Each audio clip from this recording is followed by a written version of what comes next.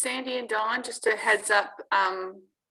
So far I've been okay. Haven't had a lot of, but just if a heads up, if I go missing from screen, it's because of the rural connection. So just kind of putting it out there. Okay. Yeah, I think we've all kind of experienced the occasional spotty internet. Yeah, Tracy and I even experienced that in Kitchener sometimes. So yeah, we adapt as best we can. Well, I sometimes find it actually works better during the presentation. So I also just wanted to put that out there with the presentations. Since the delegations are there, it's just, it helps with the bandwidth. If I'm only just watching them anyway, as opposed to me being on the camera. So just putting it out there, because I think on YouTube I don't show up, but on council meeting part I do. So just let you know we're live now. Acting Mayor Gerber. No, hold on. Not quite. Sorry, our audio was live for the last minute. My bad. You can start in 15 seconds there, Councillor Gerber.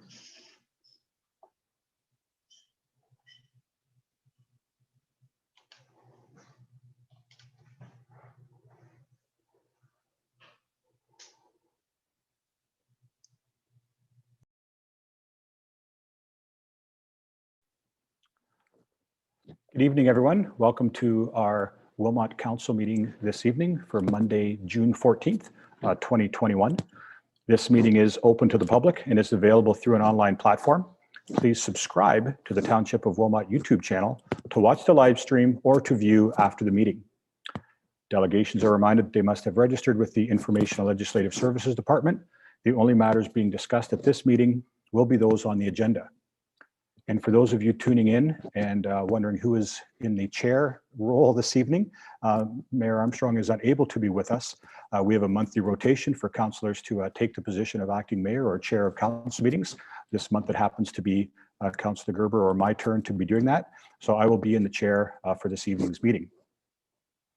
First item on the agenda is our moment of silence.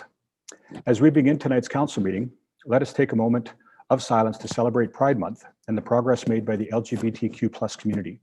Let us also acknowledge and consider what it means to be a good ally as members of the LGBTQ+ community continue to be oppressed and marginalized in places around the world. May more organizations and people make room at the table for all voices to be heard and celebrated. May we have a moment of silence.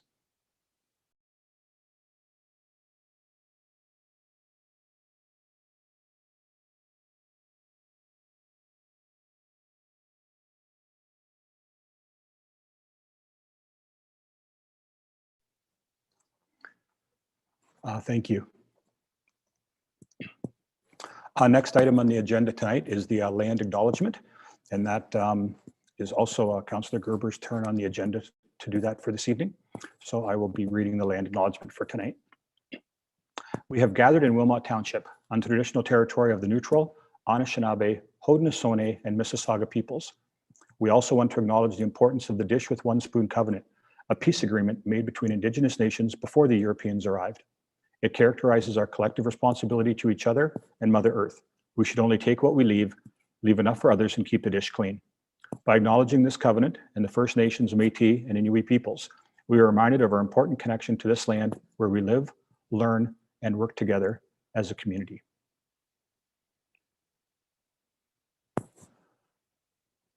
And are there any additions to the agenda tonight? Seeing none. Any disclosure of pecuniary interest under the Municipal Conflict of Interest Act this evening? All right, thank you. Seeing none, let's move on to the minutes of the previous meeting. That's item 7.1, council meeting minutes from Monday, May 31st, 2021. The recommendation before us is that the minutes of the following meeting be adopted and presented, the regular council meeting of May 31st, 2021. Is there a mover and a seconder for that motion?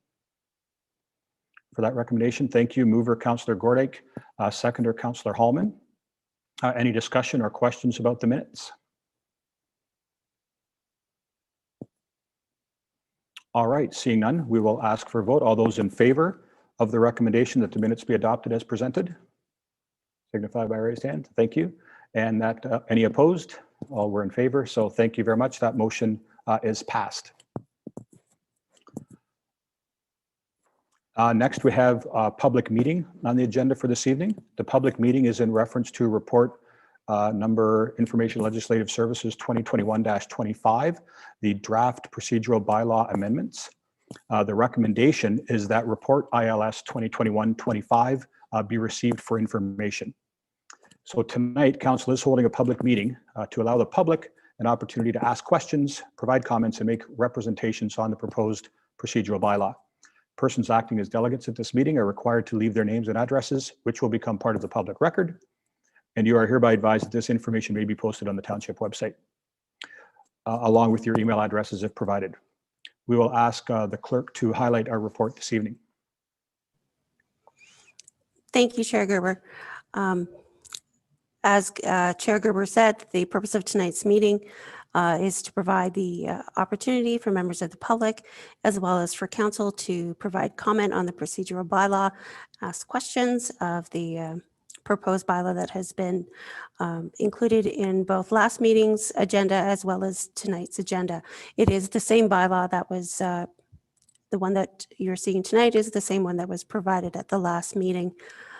There is an opportunity to still provide comments in writing after tonight's meeting, but if we can receive those by 4:30 on Monday, June 21st, 2021. This has been a long process going through these amendments to the procedural bylaw due to delays related to COVID. But we do have the proposed bylaw tonight for discussion and the public meeting. The color coding has been explained in both the bylaw as well as the report. We have not received any comments from members of the public in advance, and there have been nobody registered to be a delegation tonight. We will not be commenting on absolutely every proposed amendment, but there are some that we just wanted to highlight this evening. Councillor Hallman, do you have a question right now, or did you want to? Chair Gerber, if you would like to. Yes, Councillor Hallman, your question. Thank you, through the chair. Sorry, to the clerk. Just to clarify, I did have questions from the public who said they sent comments after their last delegation regarding their concerns on a couple of agenda items. Did you want me to ask them to resend them to you directly? Yes, please. Okay, sounds good. Thank you. I just wanted to clarify that. Yes, thank you. Yeah.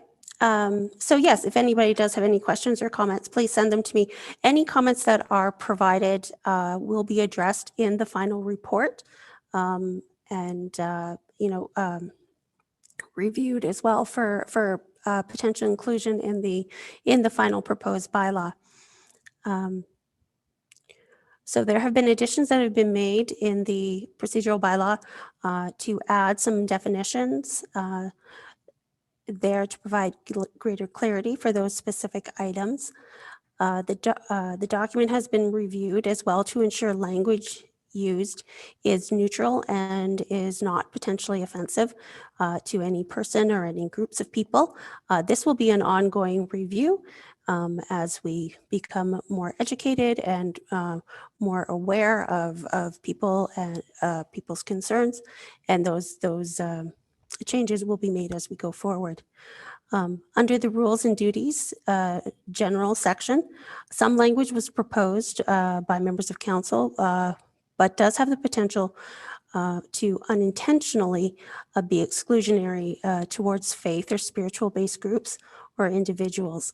The staff report highlights the concerns and is recommending it be reworded to capture that council, committee members, and staff are not to introduce religious or spiritual elements to council to township meetings or events.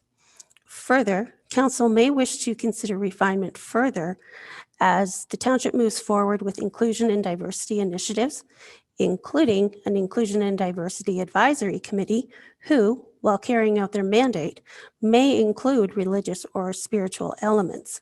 So that is just a consideration as to how that wording should be defined, and making sure that we're capturing not only council's intent for the procedural bylaw, but council's intent overall towards inclusion and diversity. The inaugural meeting has a set agenda now without the inclusion of any ceremonial elements. Reports under separate cover cannot be used for matters such as legislated matters, including public meetings such as we're having this evening, as well as many Planning Act matters, things to do with the Drainage Act. Those cannot be included in reports under cover. An expanded section on what is included in the minutes is being proposed for the procedural bylaw for people who want to know exactly what was said or who said what. We do have video recordings over YouTube, as well as requests for transcripts are available. As part of the Records Management Modernization Project, transcripts will be completed for every council meeting that is open to the public. The land acknowledgement section is proposed to be modified slightly to represent advice received from First Peoples Group. The communications and petitions section has been amended to ensure the same respect and decorum that is expected of council staff and delegations during a meeting is also reflected in communications received for inclusion on the agenda.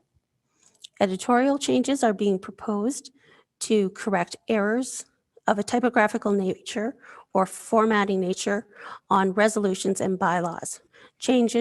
Any of those changes that are made would be reported to council.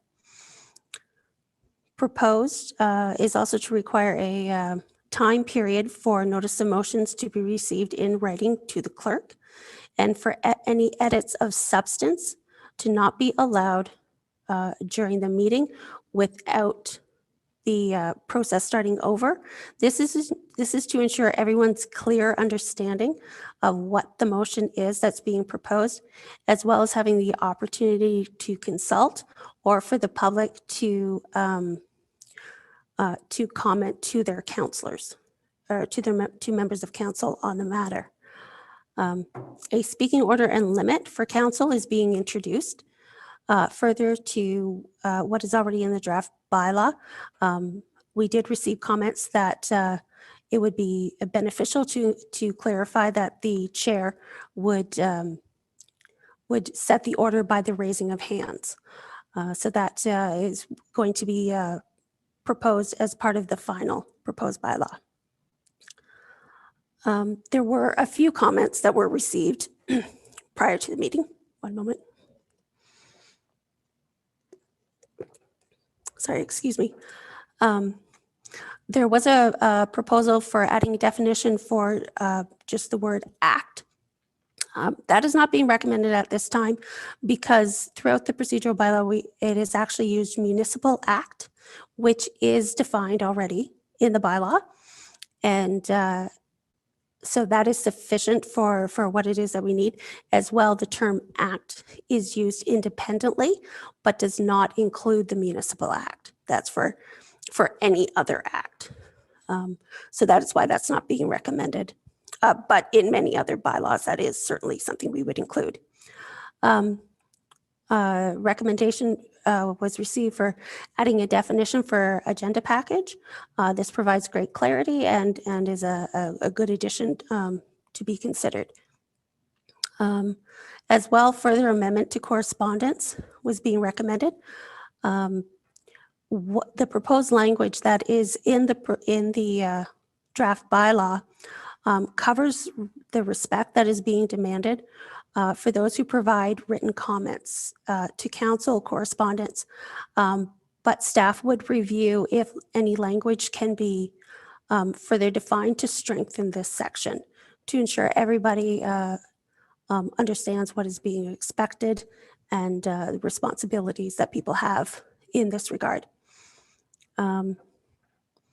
As well, a question was posed: what happens if a member of council has reached their 5 minutes? That is being proposed in the procedural bylaw, and nobody else raises their hand to speak after that. That is a very good question and something that was not considered. So staff is going to be addressing that in the final proposed bylaw. Now, the acting CAO is going to be addressing some of the other proposed changes, but I would like to remind the public that you can submit in writing up to June 21st at 4:30. As well, I'm happy to speak to anyone on this matter. After all comments are reviewed and considered for incorporation into the proposed bylaw, the final draft will be circulated to the township solicitor, who is here tonight to answer any questions of a legal nature on the procedural bylaw. The final proposed bylaw will come to council when the review is completed. All comments that are made will be addressed in the report. And now I would like to ask the acting CAO to cover a few other items. Thank you, Ms. Middleholtz, for introducing this really important bylaw. There are a couple of pieces that I asked Ms. Middleholtz if I could introduce tonight, some of the more impactful changes that are being proposed. This is obviously a very big project taking on the procedural bylaw, so I want to acknowledge her work on this. So the remaining items that I wanted to address, there have been, as members of council and the public are aware, a number of delegations at recent council meetings. And that has resulted in a number of our meetings exceeding the normal end time. So there is a recommendation within this bylaw to reduce the speaking time from 10 minutes per delegate to 5 minutes. And it was felt that this is adequate time to address a topic in a succinct and effective way. It would allow more members of the public to be heard on a topic that is of great importance to the community. And it is one of the recommended changes in this report.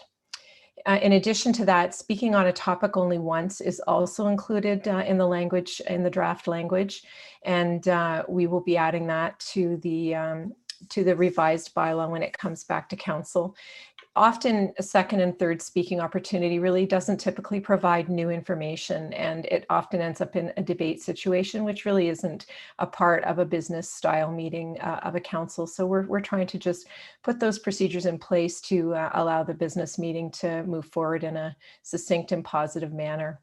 The other major change is that discussions regarding topics that are not on the agenda is also raised in this report. So going forward, a new process is recommended that delegations who request to speak to items that are not on the agenda would be referred back to the appropriate department head or the CAO, or in this case, the acting CAO, or also a member of council. And then those folks can speak to the individual about the item and address their concerns outside of the council meeting so that it's not adding to the agenda length.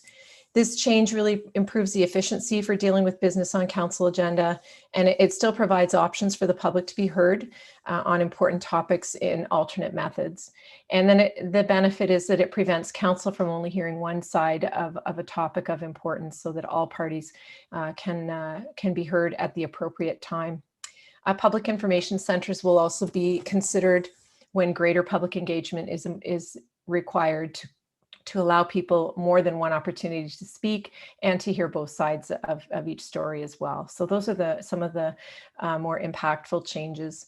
And I just want to say, to wrap up, that staff are really proud of this revised document, and I really want to thank Ms. Middleholtz for her efforts in pulling all the feedback together and her continued efforts till she brings this back in a final form.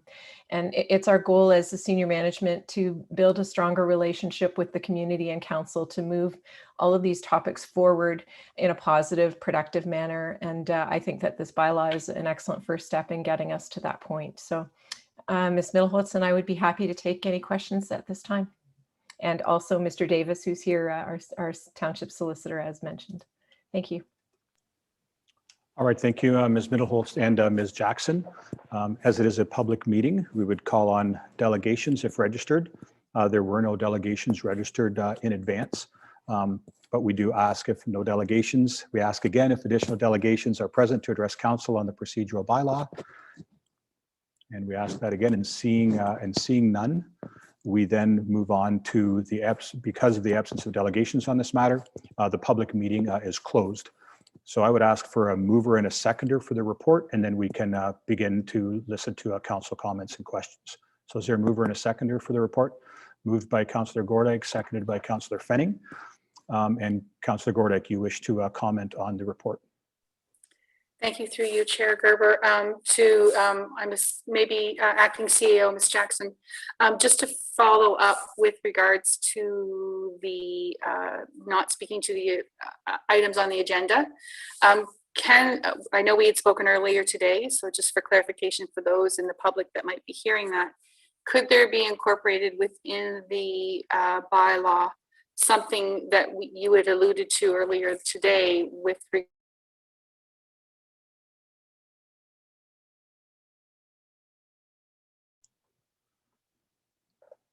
that should be put into the bylaws to further that discussion? Through the acting mayor, sorry, Councillor Gordick, you cut out a little bit there in the middle, but I do know what your question was referencing, so I'm okay to to try and respond. So we can definitely look at that. The discussion I had earlier with Councillor Gordick was with respect to, very quick turnaround items that might pop up in the community that might need to be discussed. And one of the recommendations within the report is that a notice of motion can come forward from a member of council that the public could delegate to. So that would be a preferred method, but we'll look at that and see what we can come up with, Councillor Gordick. And Ms. Middleholz, to comment on that question from Councillor Gordick as well. Thank you, through you, Chair Gerber.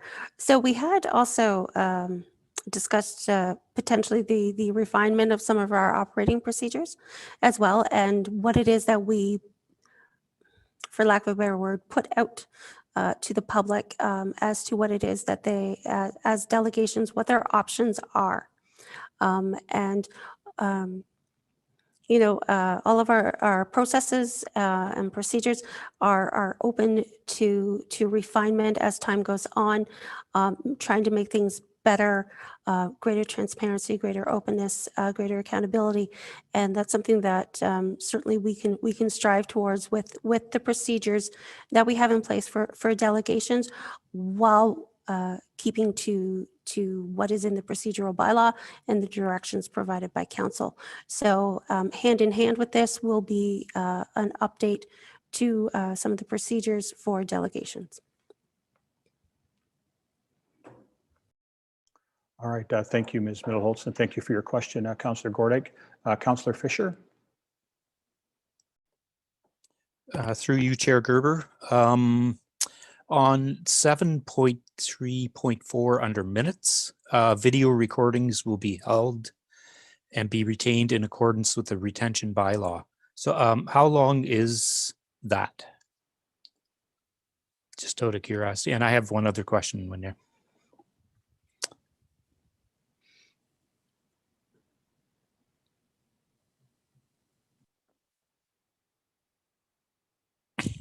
Yes, thank you, Ms. Middleholz.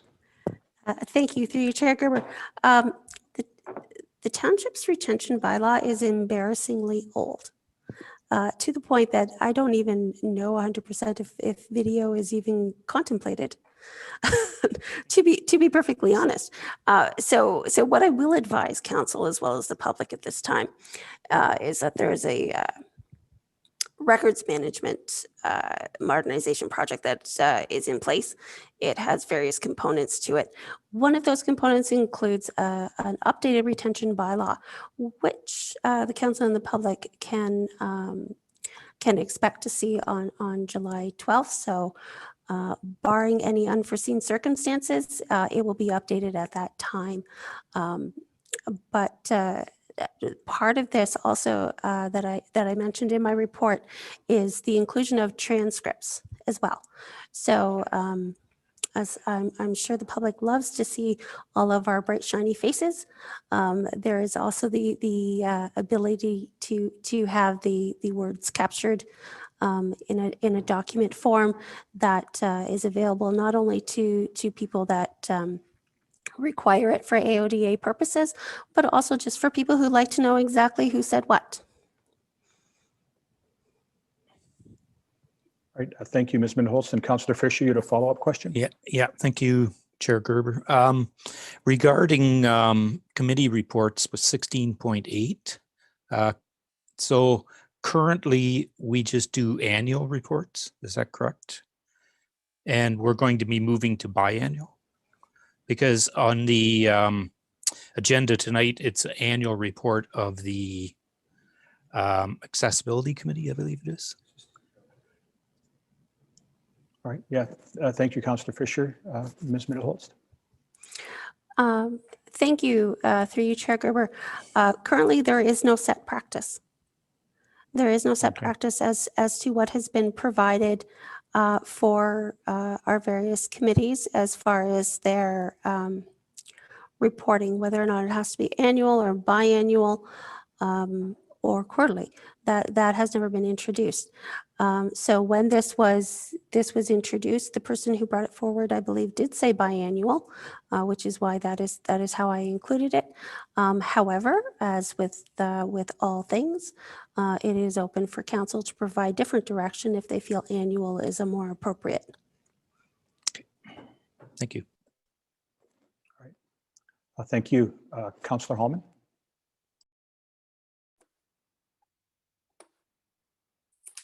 Thank you, through Chair Gerber. I guess my question goes to the clerk or maybe the acting CAO. I had intended to have a conversation with you both offline, just for clarification before the items came back. Should I go through these now, or should we just take that opportunity when before the final revision comes back with the procedural bylaw? A significant amount of them have already been covered off this evening, so I just want to kind of get feedback on, should we go through those items, or what is the preferred process here? Ms. Mittelholz, to respond. Thank you, through you, Chair Gerber.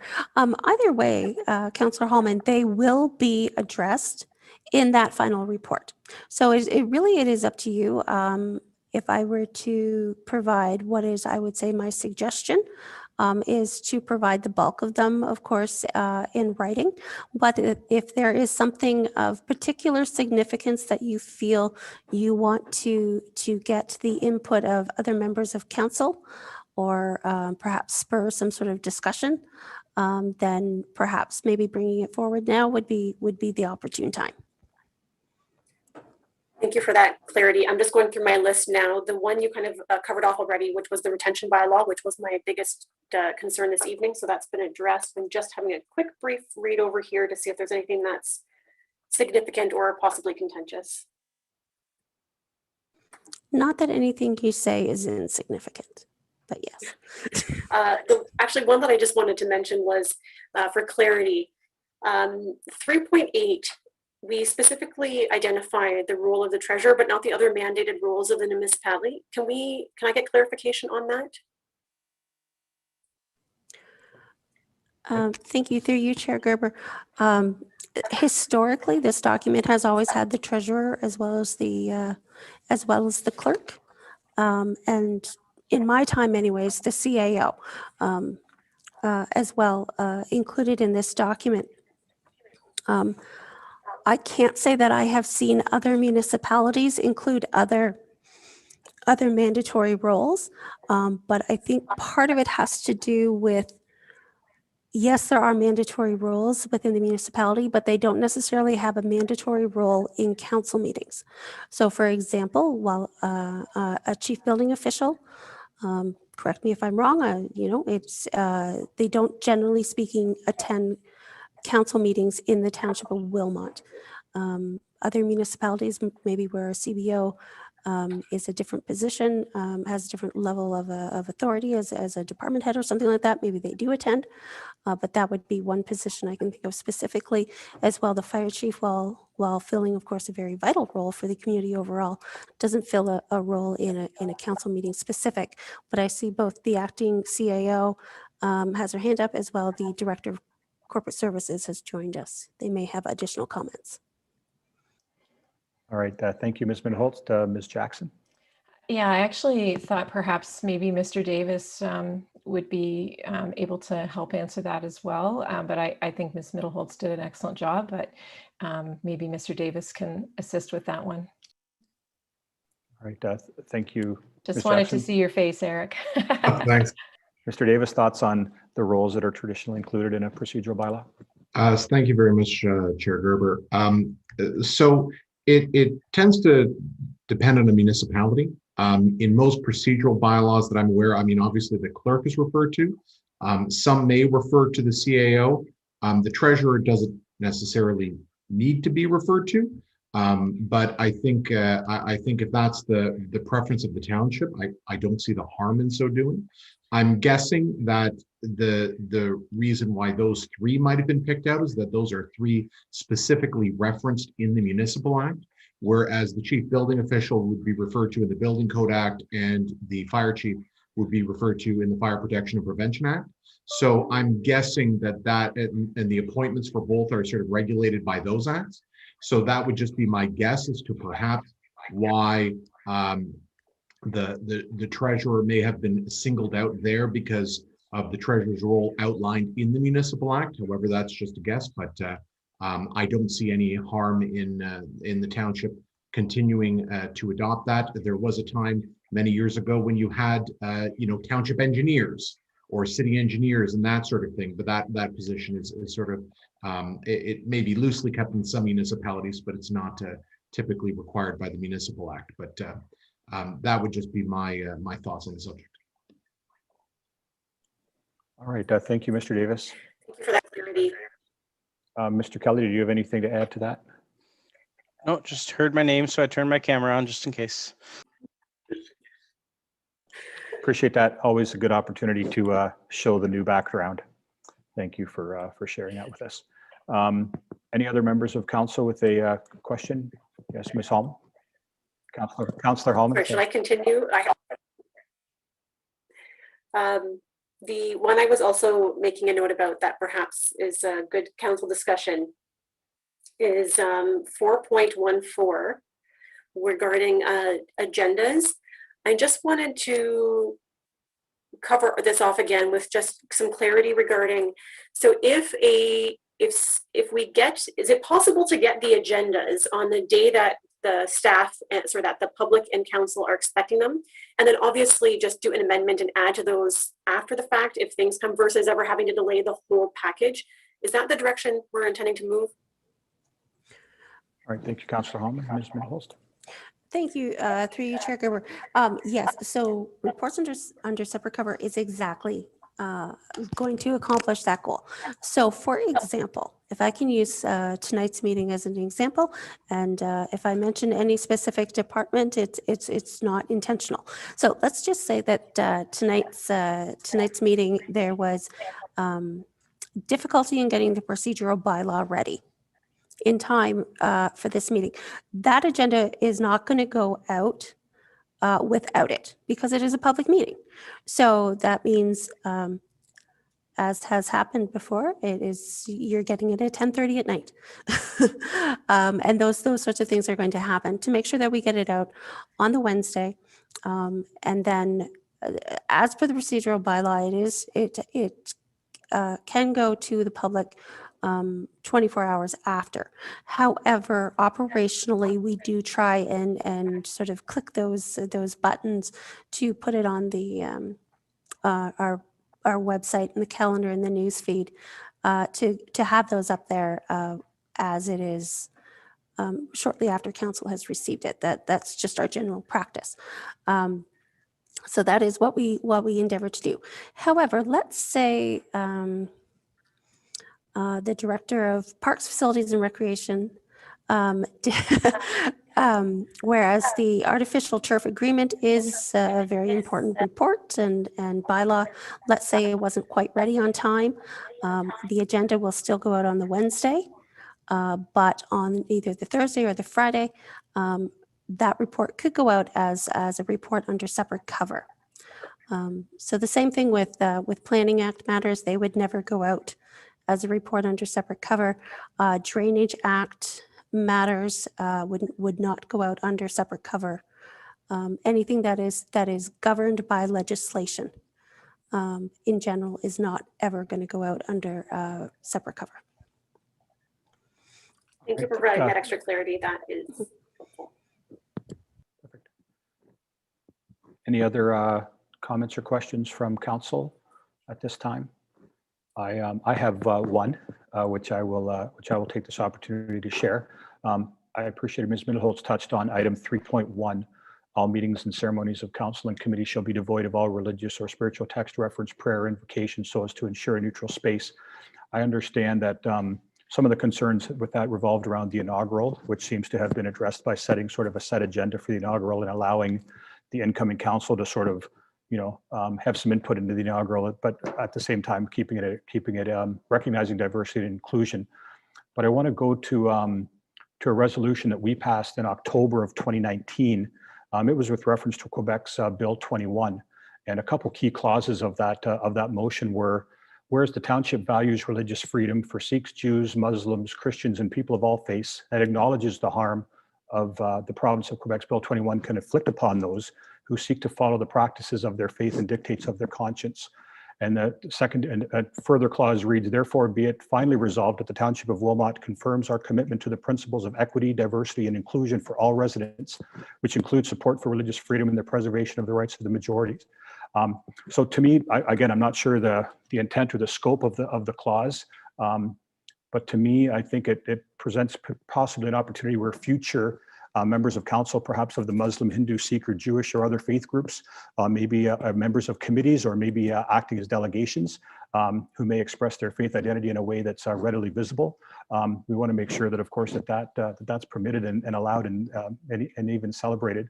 So further to that, yeah, I just felt that clause, sort of as broadly written right now, perhaps violates those principles of equity, diversity, and inclusion for all our residents, which includes support for religious freedom.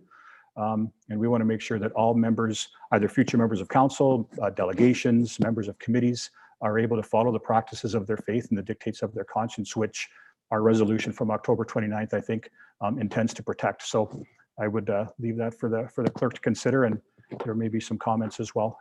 I see Councillor Hallman and then Councillor Gordick. I'll go ahead, Councillor Hallman.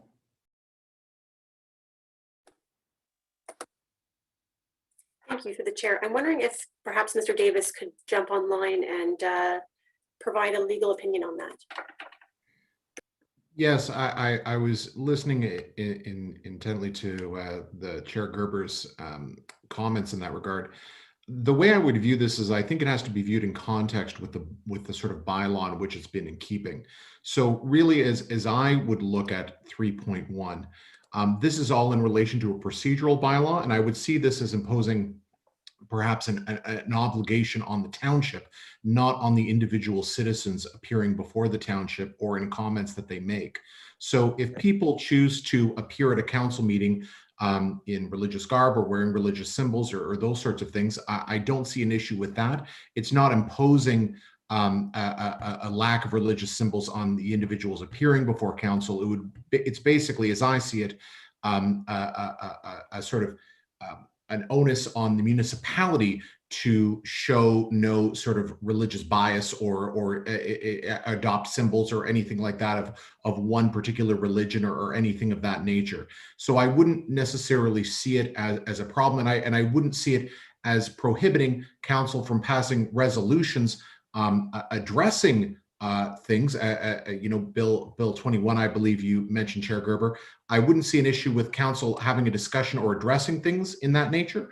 I would see it mainly as just sort of an indication that from a procedural standpoint, from the township standpoint, that in its regular day-to-day procedure, it is not going to adopt particularly religious or especially one religion's symbols or prayers or those sorts of things in its normal procedure. So again, I see it as the township imposing an obligation on itself, not on any sort of individual. Okay, thank you, Solicitor Davis. Councillor Hallman, a subsequent follow-up, and then Councillor Gordick and Councillor Fenning. Thank you, through the chair. Just a follow-up to Mr. Davis. Thank you for that clarity. It is also my belief that under the Human Rights Code about making sure that people can participate within the council chambers freely. And while it was brought to our attention that at our original ceremony where we all were sworn in, that because of that, if someone were to happen to be Muslim, for example, just using that faith, part of their faith is not participating in other religious acts. So that would have actually caused harm to them. And so, so my interpretation is that with the direction of going with this revision to the procedural bylaw, that this would make sure that those religious ceremonies wouldn't happen, to make sure that everyone was able to participate without harming their own religious beliefs. Is that correct? That would avoid the issue, and it would also underline the separation of church and state. All right, thank you, Solicitor Davis. Councillor Gordick. Through your chair, Gerber, to just to respond back. So I raised both those motions, and to me, they're not the same. One has to do with religious freedom, of like as Councillor Hallman suggested, as well as Mr. Davis, in that people can come in their religious attire and there's not an issue. Where the original motion that I came with regarding that was because the inaugural presentation and the religious ceremony that was done. And I believe, as Mr. Davis has said, it's part of the Supreme Court decision that church and state are to be kept separate. So any ceremonies done at council are where we are headed with. That is where my motion was originally done.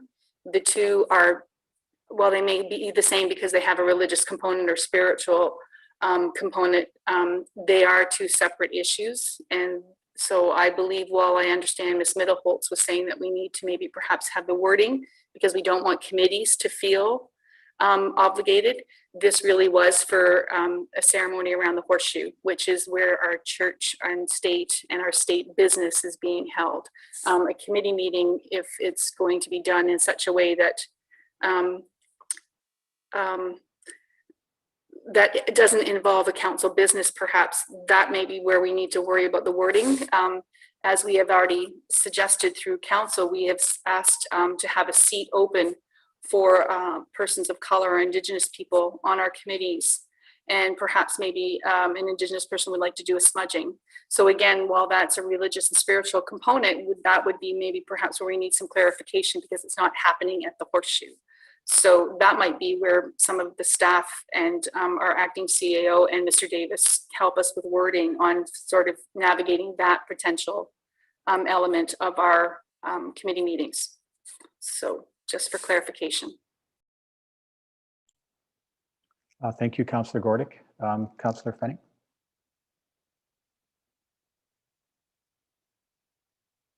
Thank you, through the chair. So I'm very relieved to hear that we didn't accidentally create a situation where we were causing discrimination. As Councillor Gerber pointed out, you know, we very enthusiastically and unanimously supported that motion to support people being able to wear symbols of their faith and to have the freedom to engage in their cultural and religious and faith practices on an individual basis. And so I'm happy to hear that that wording hasn't created a conflict for us. My question is not to Mr. Davis, but we're happy to see your lovely face anyways. To the clerk, I think maybe the acting CAO wants to jump in as well. I was looking at the language for calling a special meeting and wondering if we want to clarify a little bit. So I was reading through, just because we've sort of had the discussion at times of how a special meeting is called. And I think that it could be, and correct me if I'm wrong, maybe I'm just reading this incorrectly, but the way I'm reading it, it could be interpreted as the mayor having the authority above the rest of council, and where it should be, and I believe according to the Act and what we've done in practice, is that when a majority of council requests a special meeting, it is called, and that the clerk can call that meeting at the request of a majority of council, versus it having to go through the mayor for every single meeting. Anyways, if you could provide any thoughts or clarity on that. All right, thank you, Councillor Fenning. Ms. Jackson, thoughts? Yes, actually, I'd like Mr. Davis to speak to that item as well. But prior to that, I feel like Councillor Gordick's comment was not completely responded to. And I just wanted to indicate that a committee of council would have to follow this procedural bylaw, is my understanding. So making a different set of rules for committees of council will be a problem, I believe, but maybe Mr. Davis can speak to that, as well as to the special council being called by the mayor versus the majority of council. Thank you, Ms. Jackson. Thank you for catching that. And Mr. Davis, 2 questions, it looks like. So I guess I just wanted to clarify the first question. So are we dealing with special committees? I just wanted to clarify which question we're dealing with first. Sorry, why don't we, okay, Ms. Jackson, I'll let you tee him up for him. Thank you, Acting Mayor. I think if we can answer Councillor Gordick's question with respect to the fact that the procedural bylaw would apply to committees of council, that would be the first one. If you could tackle that one, that'd be great. Yeah, so the procedural bylaws, or at least most procedural bylaws that municipalities deal with, also apply the similar rules to committees of council, for largely just for simplicity's sake. I mean, technically, you could have committees having slightly different rules than the council rules. I mean, there's no obligation on council and committees to have necessarily the same rules. It's just mostly for efficiency's sake and consistency's sake that the rules are the same, that it makes sure that there's a clear expectation that would flow through committee and through council. And as most items tend to go through committee first and then to council, it creates a sort of set expectation of committees. This is how the procedure will go. These are the rules that we will follow. Again, technically, you could have different rules for the committee and for council, but I'm not really aware of many municipalities that do that. There might be specific examples, but again, it would be very fact specific. Now, there are some committees, like, for example, the Committee of Adjustment or the Municipal Heritage Committee, which can adopt their own rules sometimes because of the Statutory Powers Procedures Act, because those are committees created by statute. So in the Municipal Heritage Committee sense, once council approves that, that's regulated under the Ontario Heritage Act. So that can create that committee. And then in the Committee of Adjustment, for example, you have the Planning Act.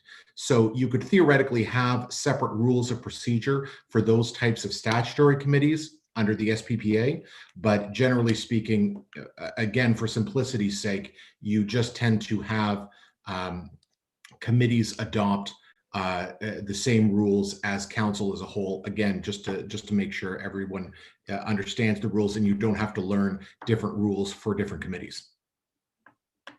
Does that answer your question?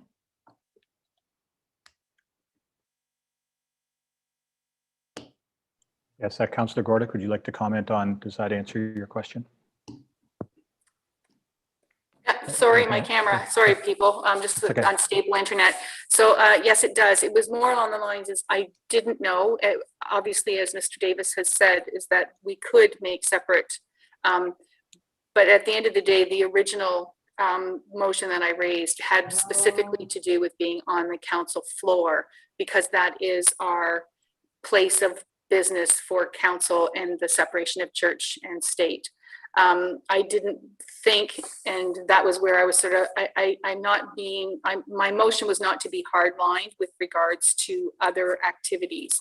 So there is, I guess, some wiggle room if council chose to have committees have some expression of freedom, because they're not necessarily always held in council chambers. They could be held at, like, you know, a restaurant, let's say. So it was really just to sort of keep that separation of church and state from council business per se. And so I was just opening it up so that it could be a discussion if council wanted to allow some sort of different procedures with regards to committees of council, if as I suggested, as an example, an Indigenous person decided that they wanted to do a smudging at the beginning of the committee. I didn't want to feel that what was happening at the Horseshoe necessarily had to permeate throughout all the other committees of council. So. All right. Thank you, Councillor Gordick. And then Ms. Jackson, you had one other question for Mr. Davis, I believe.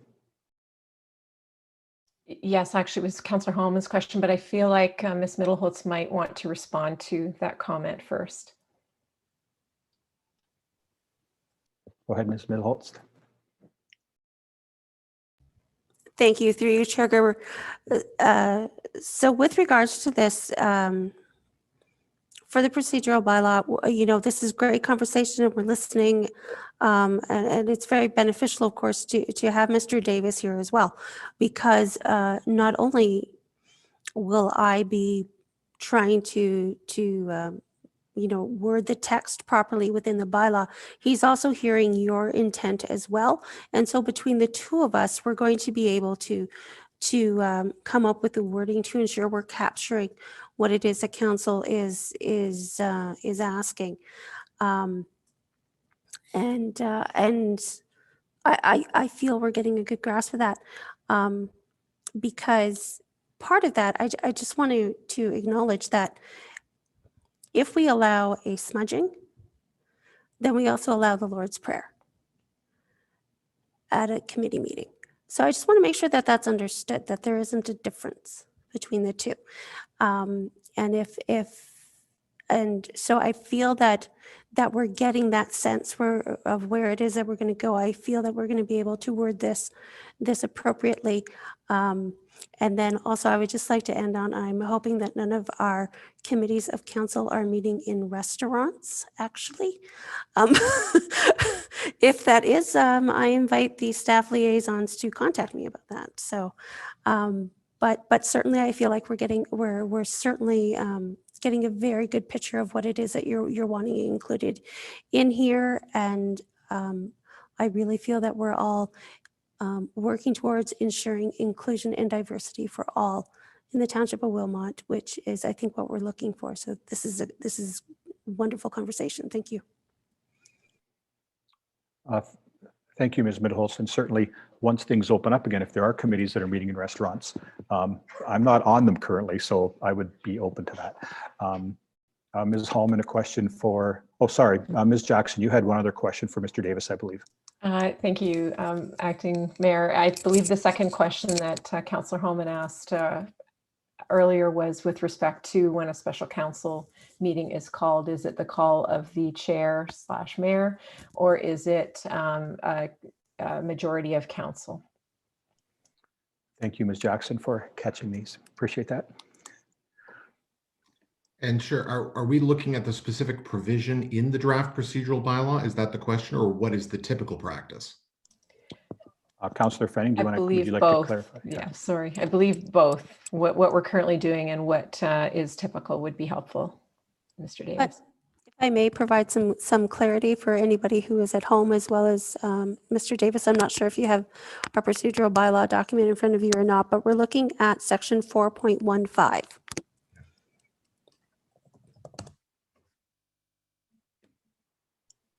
So right now, just make sure, yes, I have my microphone on. So right now under 4.15, it indicates in addition to regular meetings, special council meetings of council shall be held upon written direction signed by the mayor and delivered to the clerk, stating the date, time, and purpose of such meeting.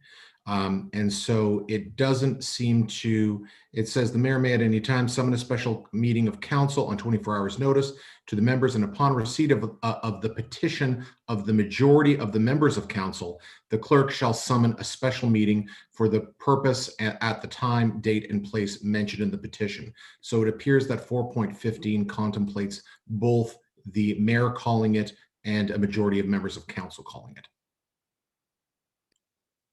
Okay, thank you. Thank you, Mr. Davis. And Ms. Middleholtz, would you like to respond to that? Thank you. So again, if through you, Chair Gerber. So again, if we were to go back to more of an operational procedural matter.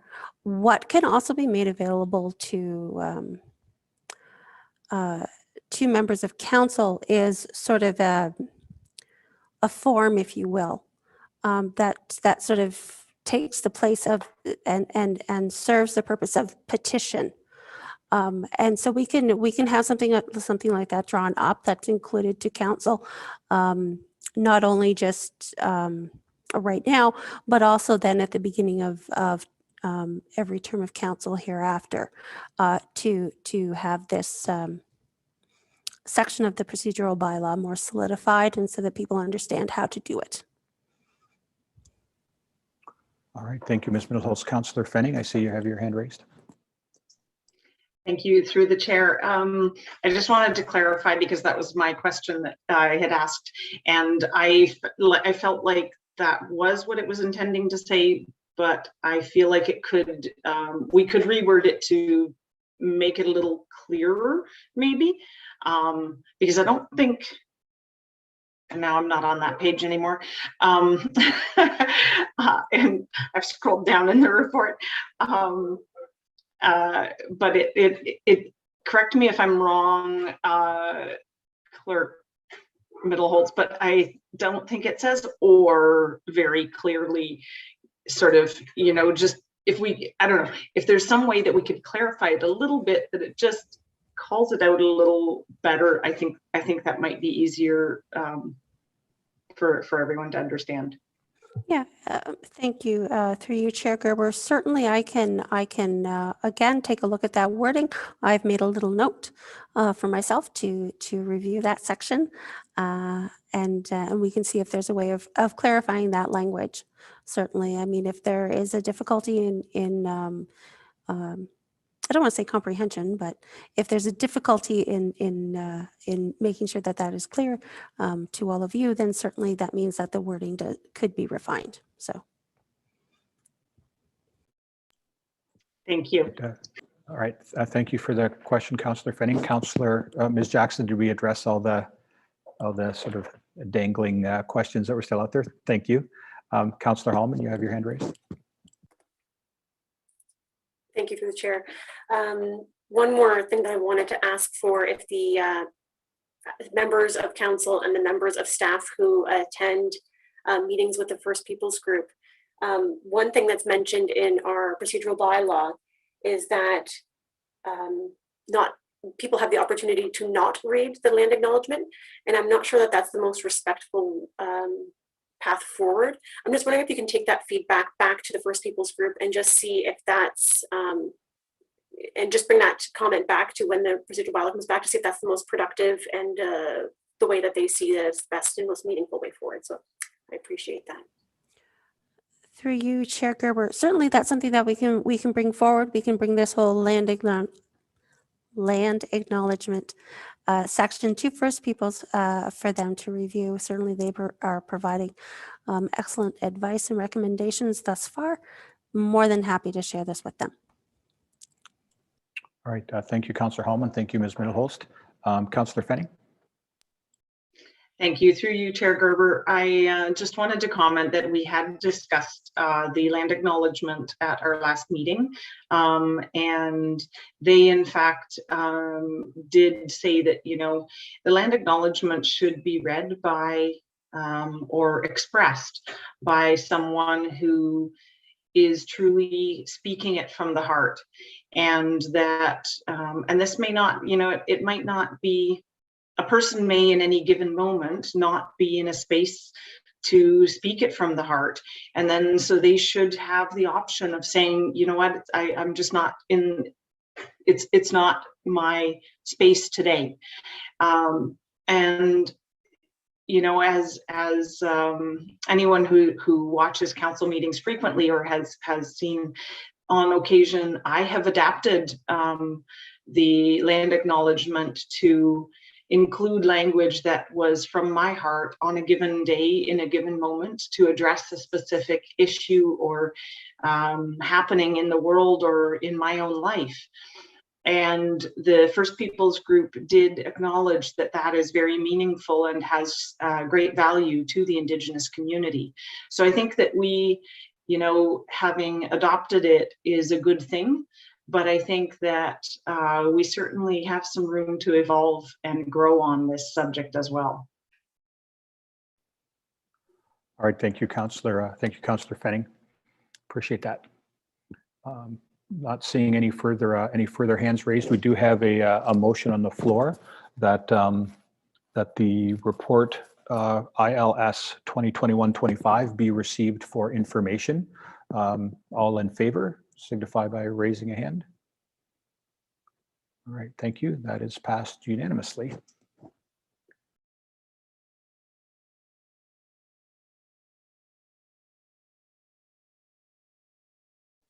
Yep, thank you. Next item on the agenda is we have a presentation from the Board of Trade. Lyle Cressman, Joe Filimioni, and that is report number DS 2021-022 of the New Hamburg Board of Trade Waterwheel project. So the recommendation that we will be considering is that report DS 2021-022 regarding New Hamburg Board of Trade Waterwheel project be received for information. We will ask the Director of Development Services to highlight the report, and then we will call upon him to introduce Joe and Lyle to us this evening. Thank you, Mr. Okrafka. Thank you, Acting Mayor Gerber. I'm sure no one really wants to hear me talk about my report, but I will give a very brief introduction and then let the Board of Trade representatives take it away. The report highlights briefly the history of the Waterwheel, but more importantly, the partnership historically between the Board of Trade and the Township of Wilmot in improving the core area of New Hamburg from the Waterwheel to the trail along the water on the other side of the river. That's currently under design for future repairs this summer through a grant program with OMAFRA that we received. The streetscape study, the Heritage Conservation District, the renovations to the New Hamburg Post Office, and the renovations to the fountain area, and then more recently with the partnership with REAP on the greening of the core, just to name a few of the many projects over the years the township has successfully partnered with the Board of Trade on. The Waterwheel spun for a long time. It turned and turned.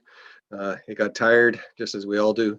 It is now stopped, and the Board of Trade has spent a lot of time and energy working with students at the University of Guelph, which was a creative way to look at this project, I feel. And they have the report now and would like to present the findings of that report on the future of the Waterwheel in New Hamburg. So with that, I'll leave it to Lyle and to Joe to present to council their thoughts.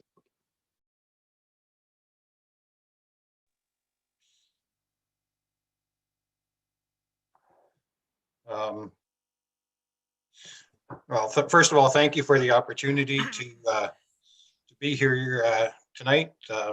For those of you that don't know me, I'm Lyle Cressman, and I'm president of the Board of Trade, the current president of the Board of Trade. And on the call, of course, is Joe Filimioni, who is the chairperson of the New Hamburg Board of Trade Waterwheel Committee. So I'm going to turn it over to Joe to present the presentation, and then both of us will be available at the end for any questions you might have. So to Joe. Okay, thank you. We see, thank you once again, Chair Gerber, councillors, and certainly the staff that helped us get plugged in tonight for tonight's event. So the Township of Wilmot, the Waterwheel project, we dubbed it a community economic development project of the New Hamburg Board of Trade. So next screen, please. I'll just jump right in. I know you might have been thinking about me when you're thinking the 10 minutes to 5 minutes deal, because I can talk a lot if you really want me to. But Howard, gave us a bit of the brief history. I want to kind of walk you through the last year.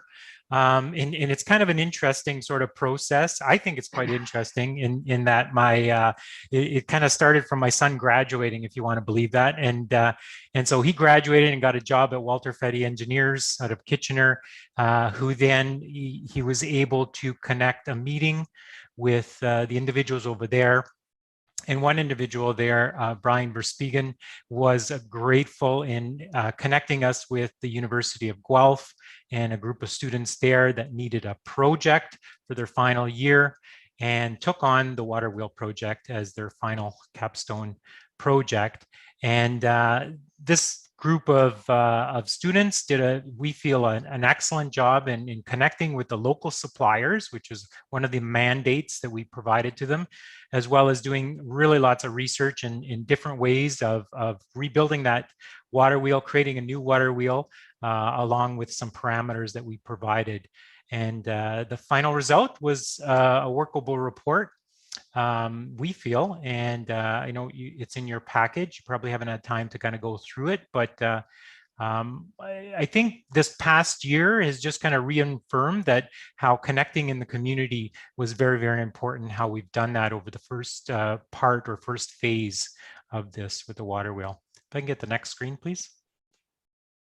So I just want to dive in a little bit into the Waterwheel report. Okay, I'll throw it right out there, 200 to 300,000. It is a large sort of a range, but it is still an estimate. It is hard to find, you know, to pin down numbers, especially in this current construction situation that we're seeing ourselves into, with lots of demand and not a lot of supply. So prices are changing quite a bit. But we've kind of dubbed it in and around that sort of range. The Waterwheel would be using the existing infrastructure to avoid or minimize any environmental impact. So we'd be trying to follow along with the GRCA, and basically the way it's kind of sitting there now would continue to sit in the same function. We wouldn't be changing that. We wouldn't be changing the water supply in there, because, you know, through various discussions with GRCA, they said, no, just keep the way it is. And we appreciate their support in the project as well. The aesthetics, one of the mandates is to keep it aesthetically pleasing and kind of existing look, giving it that heritage look. So that helped us sort of define, you know, are we doing aluminum, stainless steel, you know, what type of product we're going to use. We are kicking around this idea of this Core 10 product, but again, we're looking at all options, but we still want sort of that heritage look with the water wheel. One of the big things was 50 feet tall, at least, to hold a record. Back 30 years ago, it was deemed as the largest undershot water wheel in North America. So we are currently investigating whether or not it still holds that record as well. I did do some research today. I did find in China a larger water wheel at 85 feet, 6.77 inches. So again, we'll be doing some research, because I think there's some significance there. In order to keep some sort of record, would be kind of nice. Obviously, we're going to look at sort of cost-effective materials, the longer lasting, and most definitely looking at locally sourced wherever possible. If you had a chance to go through your report, you'll see some of the local suppliers that the students have been discussing with, as well as letters of support from many of those suppliers. They were very, very open and want to kind of work with us on the project. And it was like a great feedback. Big thing too, ability to generate a little power. It's not going to generate a lot, but there is going to be some power that the students feel that we can generate there using different sort of mechanisms, and generate that power. Maybe even just to light some of the lights in the park would be great. One of the add-on things is some sort of educational kiosk there, kind of giving some history about water wheels, the milling operations in New Hamburg that we're known for, looking at sort of new energy and whatnot, and generating power.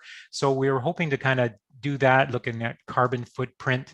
So add on some sort of educational component at the actual site to create a draw. Next slide, please. Okay, so next steps really is we're going to continue to sort of field community comments and support. There was an article in the paper. We've got some response there.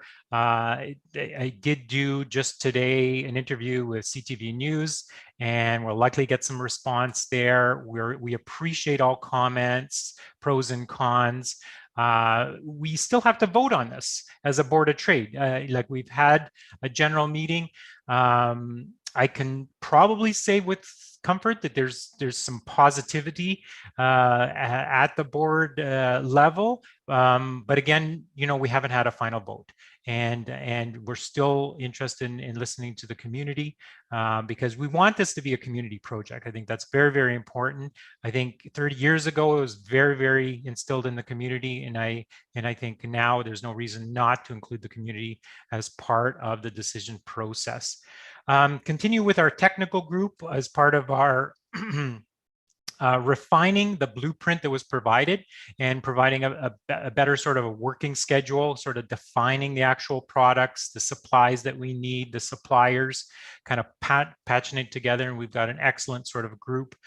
We have the original structural engineer, Stephen Clark, who worked on the Waterwheel 30 years ago, and he's part of our group, as well as a number of technical people to support us. And it's been really, really great seeing members and non-members of the Board of Trade kind of come together on that committee. And then, of course, launch a fundraising campaign to look at sort of any sort of grants available and raising dollars in order to make this dream come true.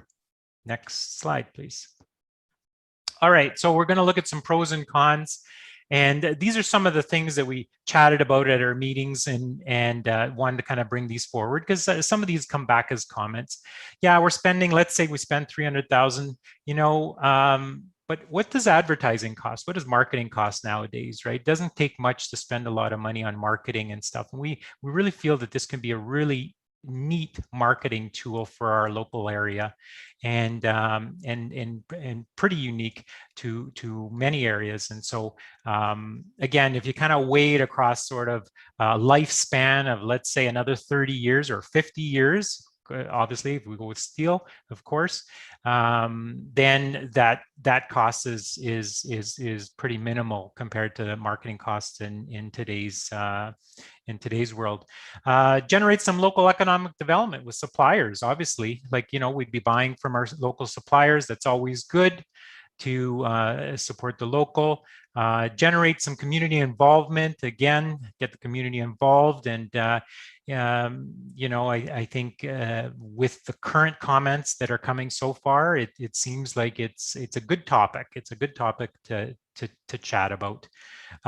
Create a tourist attraction, ultimately very unique. Now, I think we definitely need a plan, a marketing plan once it's built to promote it. I'm sure that was done 30 years ago. Probably over the last 30 years, you know, it hasn't really been much done in marketing it.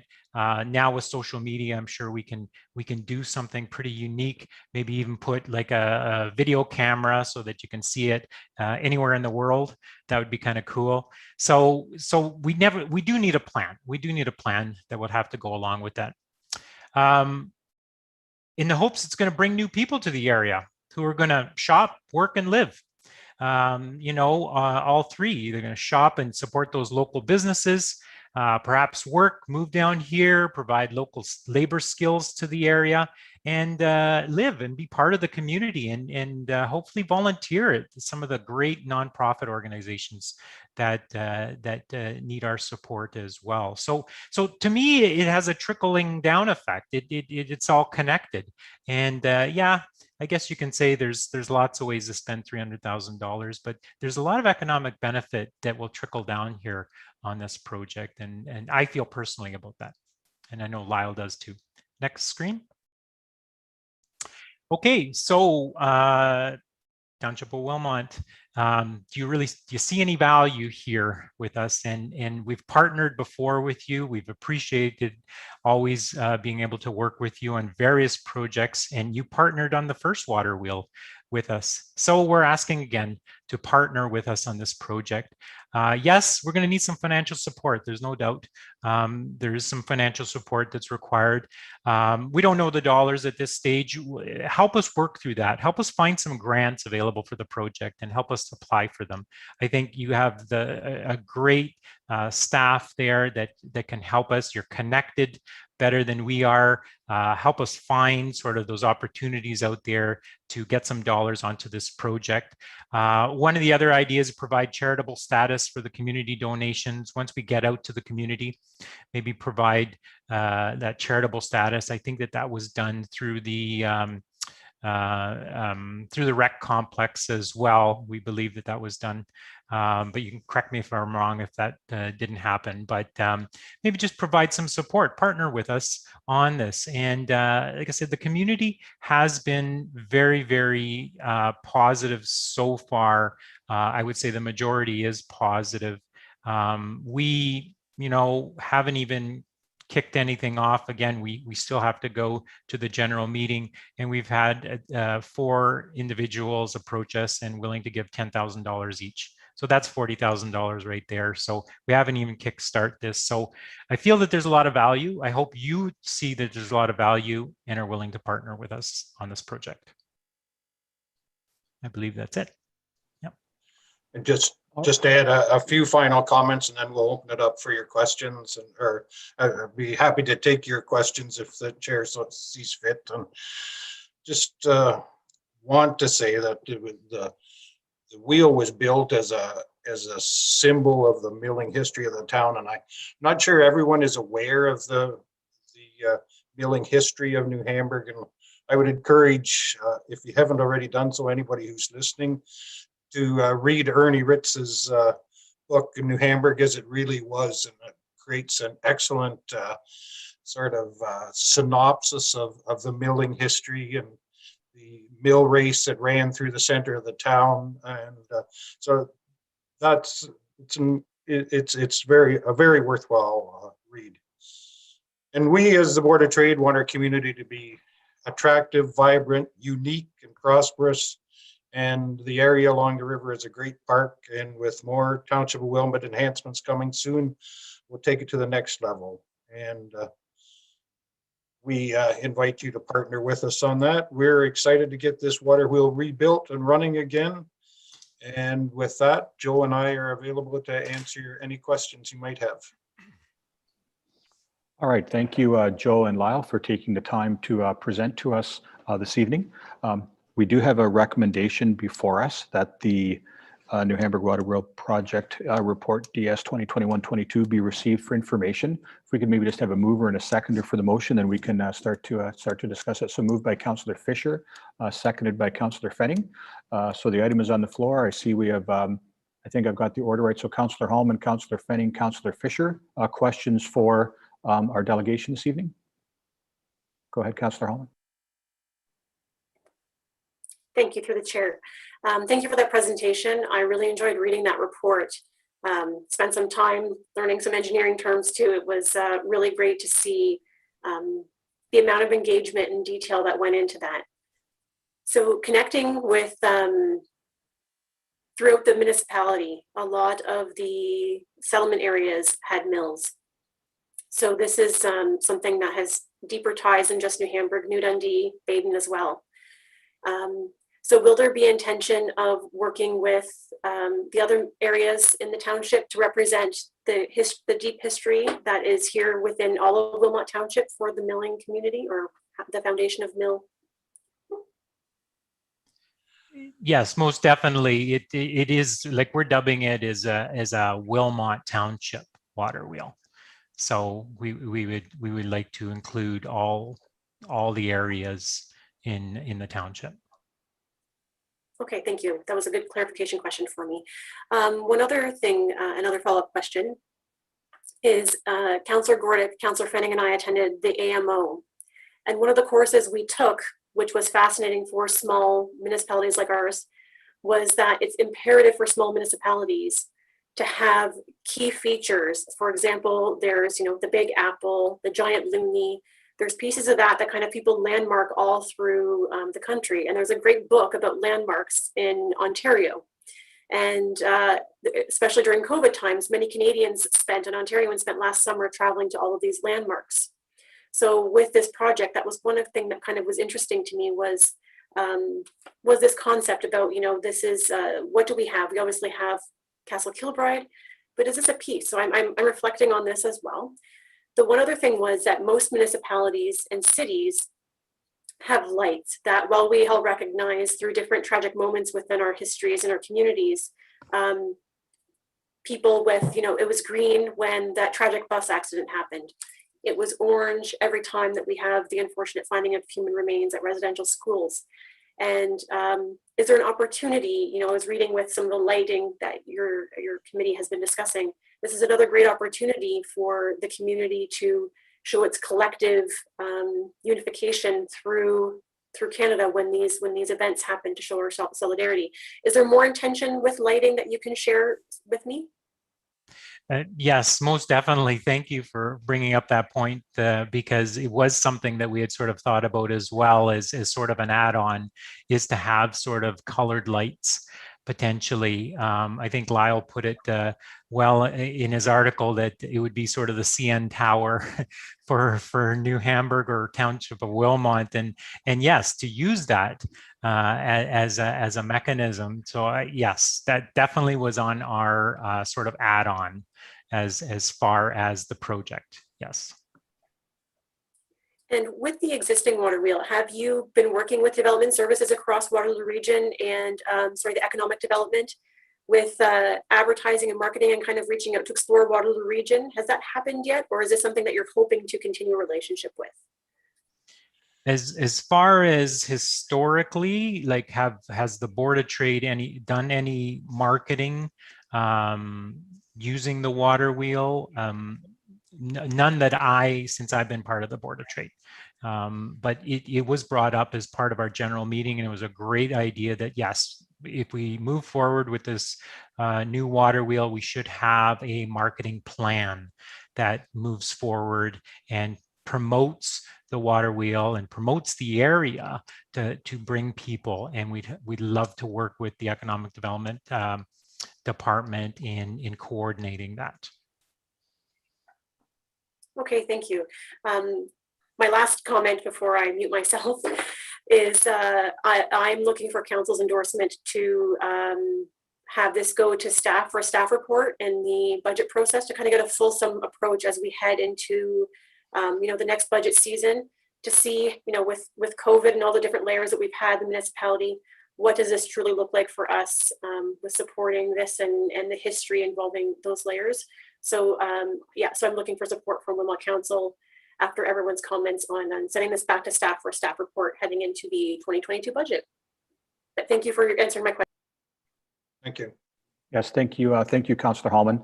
Yes, we are just receiving, the motion is to receive the report just for information. There are no financial decisions being made this evening. So yeah, I'm certainly the idea of having staff look further into that.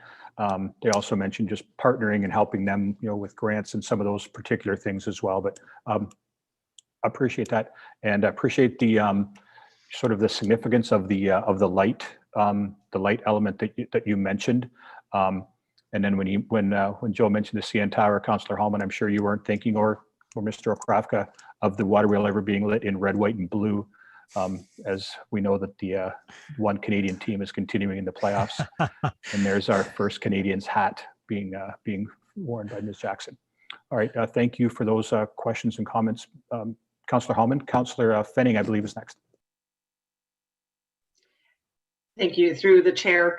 Thank you very much for your presentation tonight. I've been following this at the Board of Trade very enthusiastically, and I was really pleased to see that the inclusion of some power generation was part of the design project, and understanding, of course, the challenges of water wheels and power generation not being the most efficient method. It sounds like there are a lot of really great opportunities, and I'm really happy to see, I would be very happy to see staff come back with a report and how we can partner with you. All right, thank you, Councillor Fenning. Appreciate that. Councillor Fisher. Through you, Chair Gerber, and thank you, Joe and Lyle, for the presentation. And it was a pretty in-depth report you gave us. A lot of reading there, but it was pretty factual and everything. So I'd like to see us support you too. I think for sure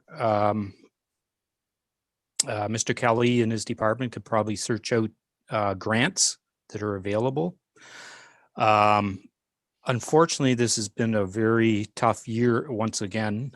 Parks and Rec has, with the pool and the ice rinks closed, has really hurt us financially. We have a lot of big budget items coming up with the employment lands. Other like the ice surface machinery at the rink, and also a new furnace at the Township Hall. But like I said, I think this is important for us to support you. And I think, as Councillor Hallman had suggested, let's see if we can fit it in for the budget process for this year to help you out with that. And I see Mr. Kelly wanting to comment on that, so I'll just mute myself. Okay. Yes, thank you, Councillor Fisher. Lyle, Mr. Cressman, I see your hand up as well, so maybe we'll go to Mr. Kelly and then to Lyle. Sure. Thank you, Acting Chair Gerber. To Councillor Fisher's point, yeah, we keep a pretty keen eye on grant funding opportunities. Mr. Okrafka did outline how we're successful in recently with the Nith River Pathway. That was through an economic development fund type program. So we do keep an eye out for those types of opportunities, and absolutely, if there's one that fits for this project where we can partner with the Board of Trade or work with the Board of Trade, as was mentioned earlier, through a donations piece where we can be the third party from a tax receipt point of view. We're happy to assist and had some good meetings with the Board of Trade recently on continuing that relationship and helping them along. So from a finance perspective, we're there to assist where we can. All right, thank you, Mr. Kelly. Mr. Cressman, you wish to reply to Councillor Fisher or comment on something that he raised? I just wanted to be clear that the Board of Trade is certainly prepared to lead a community fundraising campaign on this project, but we anticipate we're going to need a little help. So perhaps, as Joe outlined, help with some grants that might be available, and perhaps a budget item in next year's budget as well. And so we aren't right clear at this moment how much that needs to be, but I want to make it very clear that we are prepared to lead a community fundraising campaign for it. All right, thank you. Appreciate that. Councillor Gordick, question? Yes, thank you, Chair Gerber. I just wanted, maybe you could speak to either Joe or Lyle. The report mentioned 170,000, but your presentation mentioned 200 to 300. I'm just wondering, because there's been some community engagement to sort of say, wow, that's a lot of money. And obviously, as Councillor Fisher has mentioned, COVID restrictions and, not the right time to ask for money from the township. So could you speak to the report that we received mentioned about 170,000, but when you presented this evening, it had a different. So I'm just kind of wondering if you could, at least for the public that's watching, give a little bit of clarity on that. And then I will just second that I agree that I support going for a report back to finance to have a look at what we can do to help assist in this project. Yeah, I think it's Yep, thank you for the question. Yes, at the time of the report, the students hadn't collected all the data yet or from the suppliers in terms of the total costs. And so there were some additional costs that would have come in afterwards after the report was actually done. There was also sort of a bit of a buffer for some of the add-on things that we were sort of thinking about. And we had in discussions with some of the construction people that are on the committee indicating that the prices of things, you know, could change and have been changing pretty drastically. So I know it's not it's a large range of 200 to 300,000, but we basically wanted to make sure that we're able to do it the way we want to do it and have all those added features as well. So that's where sort of the discrepancy would be primarily. All right, thank you, Councillor Gordick, for the question, and Joe for the clarification. Appreciate that. Seeing no further comments or questions for Joe and Lyle, we want to thank you again for taking the time to work with the students from the University of Guelph and put that project together, and the work that the Board of Trade has been doing on this. We certainly look forward to hearing the result of the Board of Trade vote. I mean, that's certainly a big next step. So if you could maybe update us on that when you have a chance to, and we have a recommendation on the floor that we receive report DS 2021-022 regarding the New Hamburg Waterwheel project, that report be received for information. All those in favor? All right, that is passed unanimously. So thank you for that. And then I think maybe we'll follow that up with the direction to staff. I believe we've got a lot of nodding of heads when Councillor Hallman suggested that. So the direction to staff to consider and continue liaisoning with the Board of Trade for potential inclusion of expenses or support into the 2022 budget process.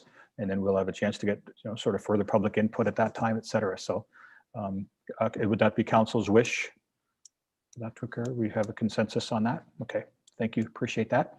So Mr. Kelly, if you can note that, and Mr. Okrafka for your crews, that would be fantastic. Thank you so much, appreciate that. All right, thank you again, Joe and Lyle for being here. Thank you very much. Okay, you're welcome, have a good rest of the night. All right.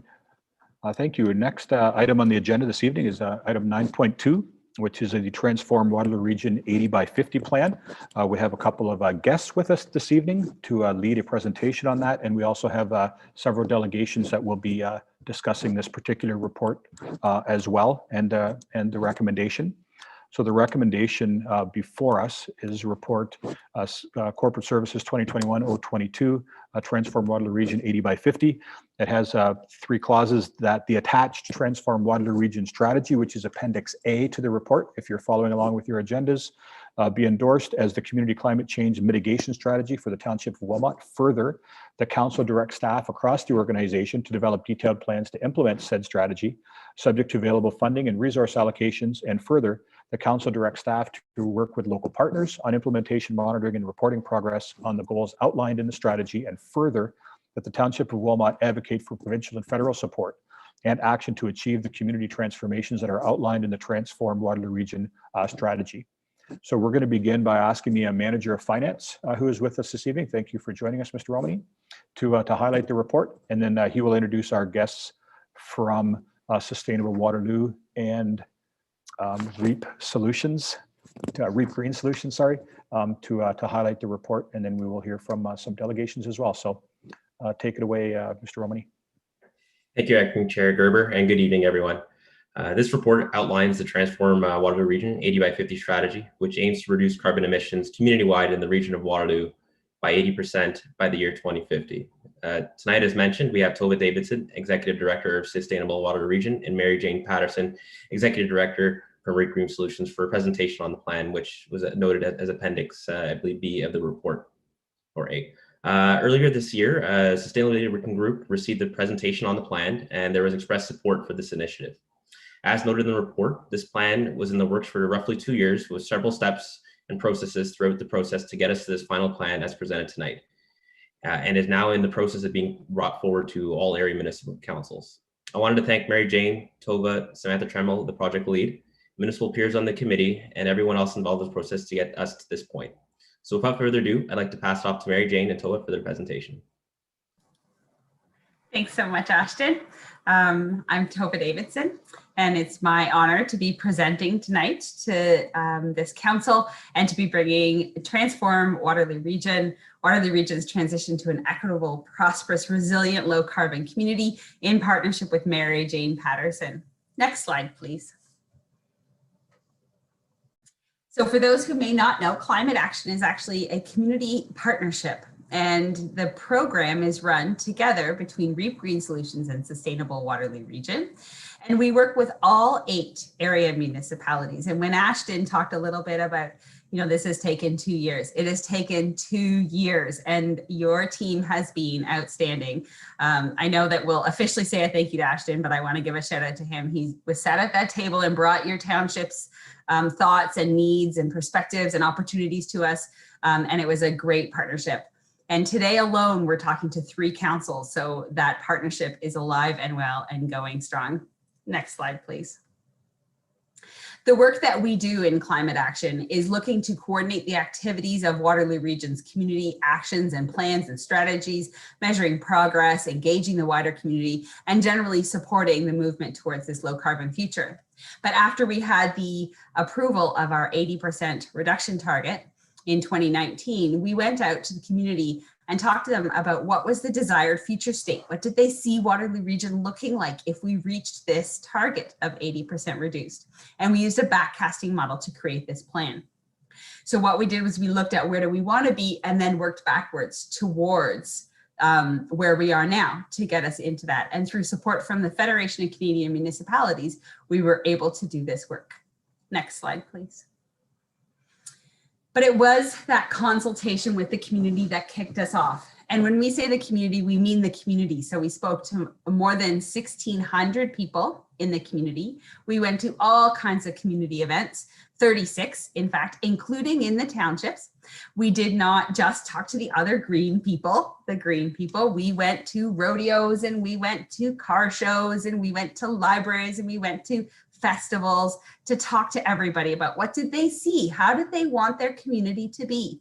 We also had focus groups and community events, an online survey, and we really did hear from the community that they had the vision and the understanding that this was a vision for prosperity and inclusion and diversity, and we've baked that right into the program now. Next slide, and I'll pass it over to Mary Jane. Thank you, Tova. Can everybody hear me? I think so. Good. Well, on the flip side of all the community consultation, we had extensive expert and technical engagement. The question was, how can we reach this ambitious goal of an 80% reduction by 2050?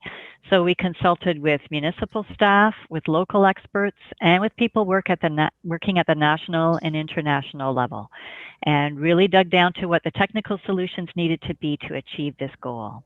Next slide, please. We want to let you know that everything that we're proposing in Climate Action in Transform WR aligns directly with the United Nations Sustainable Development Goals. In particular, of course, number 13, Climate Action, but really all of them, because as you can imagine, climate change affects so many different facets of our lives, and taking action makes improvement in all of these different sides of the Sustainable Development Goals. Next slide, please. What we learned in the consultations was that the time for incremental change has passed us, and now we need transformative change. The plan includes 4 calls to action to transform the ways we move, the ways we build and operate our spaces, the ways we produce, consume, and waste, and the ways we relate to each other. Next slide, please. Here you can see what our trajectory looks like. If we did nothing, we would be the red line on the top, with population increasing and no action. If we include some industry trends that are taking us to lower emissions all by themselves, that would be the yellow line. But the real line to look at here is the green line, which is our pathway to an 80% reduction by 2050. And we want to let you know that during this when we completed the draft, we had the consultation that Tova and I told you about on the technical and the community side. But then when the final draft was completed, we released it again for public comment. And we heard from municipalities, from utilities, from the agricultural sector. We had an equity and sustainability justice review of that draft and widespread public consultation using the Engage WR platform. And all of that feedback was again drawn into the final draft. So now I'll turn it over to Tova to show how those 4 calls to action translate into 6 transformative changes. Next slide, please. Thanks, Mary Jane. So transformative change number 1, and the first action is to transform the ways we move, that we move. So when you think about what does that mean in 2050, backcasting, as we talked about, it means that by 2050, most trips are taken using active transportation with the support of a robust transit system. Can you go to the next slide, please? Across the region, we know that that's going to mean a variety of different things because our communities can be very different here in Waterloo region, urban, rural, etc. But there are things that every municipality can do. And in the Transform WR plan, you'll see that in no place is one municipality responsible for these transformations alone. We see this collaboration continuing and moving forward stronger than ever. So how can your municipality help? Well, a big one is actually when you're thinking about building your communities and subdivisions, that we're actually building communities that prioritize active transportation, that enable those who live in the towns and the smaller areas, but the more urban areas of the rural parts of our region, to be able to make that choice to use active transportation, to be able to walk to the store to pick up some milk or to go for a coffee. The other thing is to think about how do we actually support a transit system that does get into the regions, into the farther edges of the regions and the townships. Remember, this is 30 years from now. That's got to be part of our visioning. Next slide, please. The other way, and this is going to be a big part of the work within the rural areas, is that by 2050, our remaining personal and commercial vehicles must become zero emission vehicles. And we've not called out electric specifically because depending on the need, it may be other fuel sources as we're seeing in the current research and the trends. Next slide, please. So again, how can your municipality help get us there? Well, one will be looking at your own fleet and leading by example. And when vehicles need to be replaced, considering if there are alternative energy sources in the new vehicles that you replace your existing fleet with. The other is supporting the network of charging stations and refueling stations so that not only the residents in Wilmot, but also those who come to visit Wilmot and the Waterwheel, for example, will have a place to charge their electric vehicle, driving tourism and driving business to the region as well. Next slide. The second transformative change is to transform the ways we build and operate our spaces. So buildings all together, when you do residential and business together, account for nearly half, where transportation accounts for 49% of our footprint. So here we know that businesses and homes can no longer use fossil fuels for their space heating and cooling or water heating by 2050. Next slide, please. So there is a role municipalities can play here. One is to think about decarbonizing building heating and cooling and water heating in your region. Is there a way you can support that? Are there incentives or loans tapping into other programs that are offered to ensure your residents and your business community all know what's available?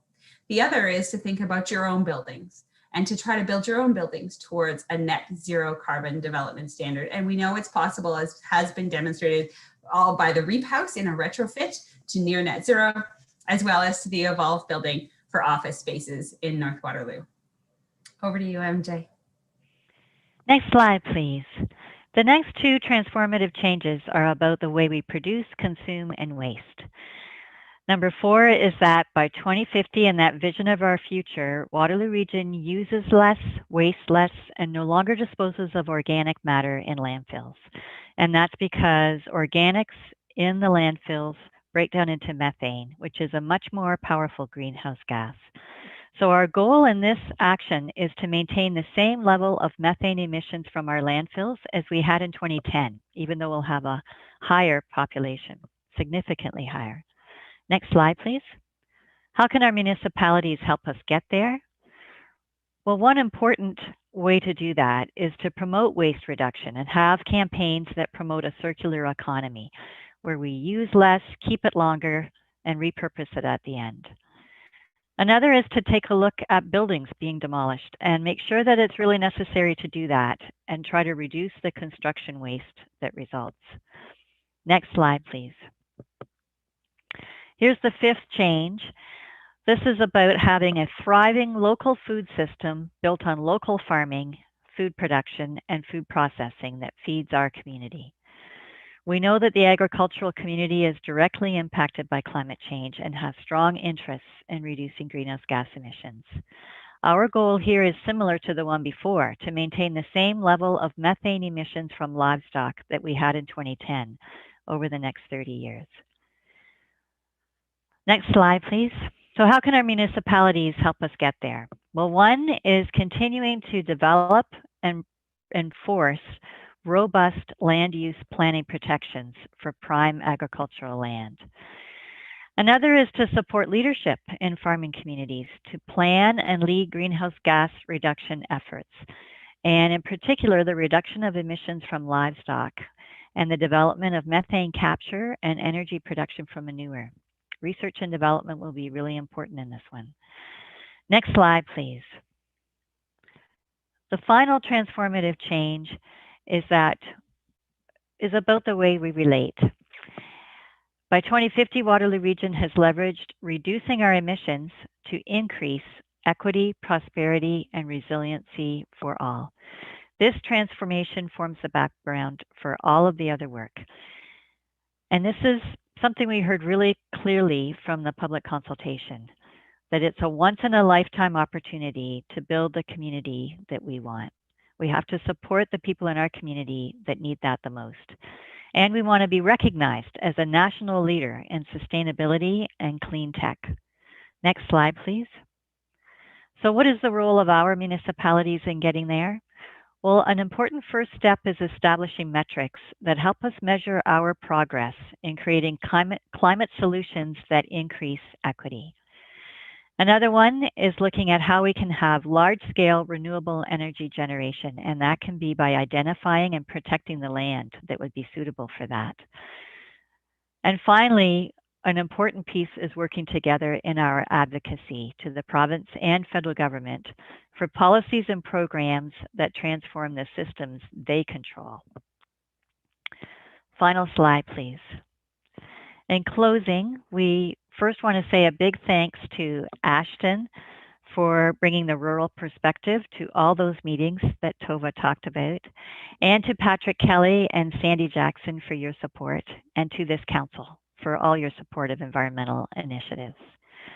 We also received support from volunteers from the community on our sector committees, and we want to recognize that work. I think it's a really inspiring read when you look at this plan and hear all of this vision for our community and the actions we're proposing. We are truly honored to roll up our sleeves and work with you on achieving this equitable, prosperous, resilient, low carbon future together. Thank you. All right, thank you so much, Mary Jane and Tova, for sharing that presentation with us this evening.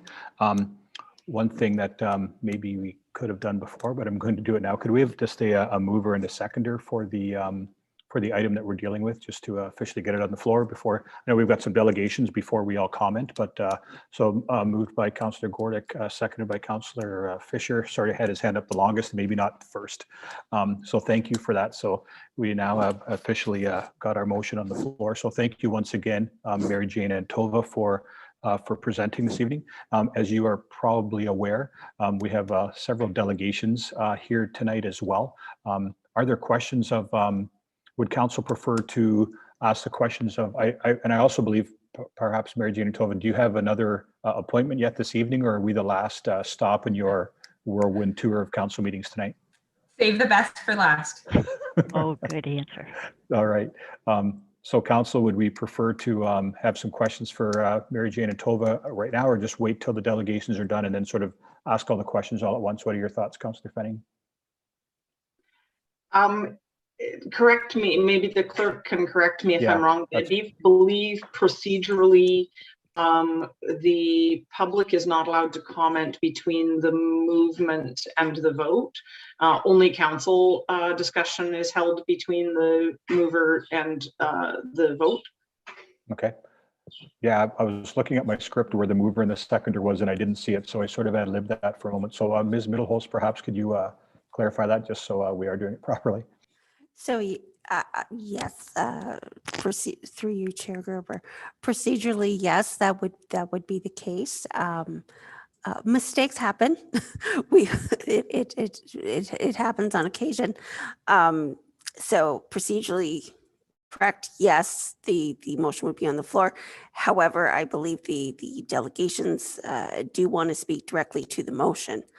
So I'm unsure if that would be, I don't want to say defeating the purpose of the delegations, but I don't believe that would be in line with what the delegations were expecting this evening, and may not be the best way to go, if I may say. So council could suspend the procedural rules and allow the discussion to occur, even though the motion is currently on the table. Ms. Middleholz, would it be preferable to take the motion off the table and then do a mover and a seconder when the delegations are completed? Is that what you'd prefer?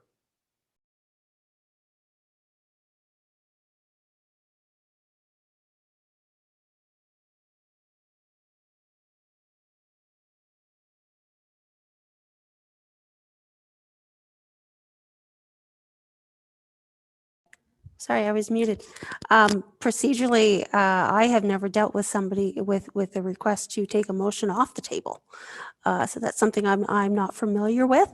But okay, having said that, a motion to allow the delegations and the questions and answers to continue even though the motion is on the table. So moved by Councillor Fenning, thank you. Seconder, Councillor Fisher, thank you. All in favor? All right, thank you. Appreciate that. And so now we will move to our delegations. Thank you. And then we will have a chance to talk to the delegations and Mayor Jean and Tova as well. Our first delegation this evening. And just before we commence with the delegations, I'd like to remind all the delegations of some guidelines for participation. Please leave your video camera turned off and your microphone audio muted until it is your turn and you are called upon to speak. Delegations will be allotted 10 minutes to speak. You will be provided a 2-minute warning by our Deputy Clerk, Ms. Murray, and when you're nearing your 10 minutes. So that may be a verbal or visual cue. So just keep your ears open for that. And we also ask then that you do leave the meeting, use your Zoom controls to leave the meeting once you have had a chance to present. You are then welcome to watch the remainder of the meeting, of course, being a live webcast on YouTube. If you conduct yourself in any of the following manners, which I don't anticipate to be an issue this evening, it will result in immediate muting and removal from the meeting. So interrupting councillors, staff, or other delegations, derogatory comments about councillors, staff, or others, hate speech or defamatory comments. You may correct the chair if they make procedural errors, as that helps us all move along further. So having said all that, our first delegation this evening is Lindsay Dyka and Betsy Daub from the Nith Valley Ecoboosters. So Lindsay and Betsy, if you could unmute and turn on your camera if you're able to, and we look forward to hearing from you. Thank you.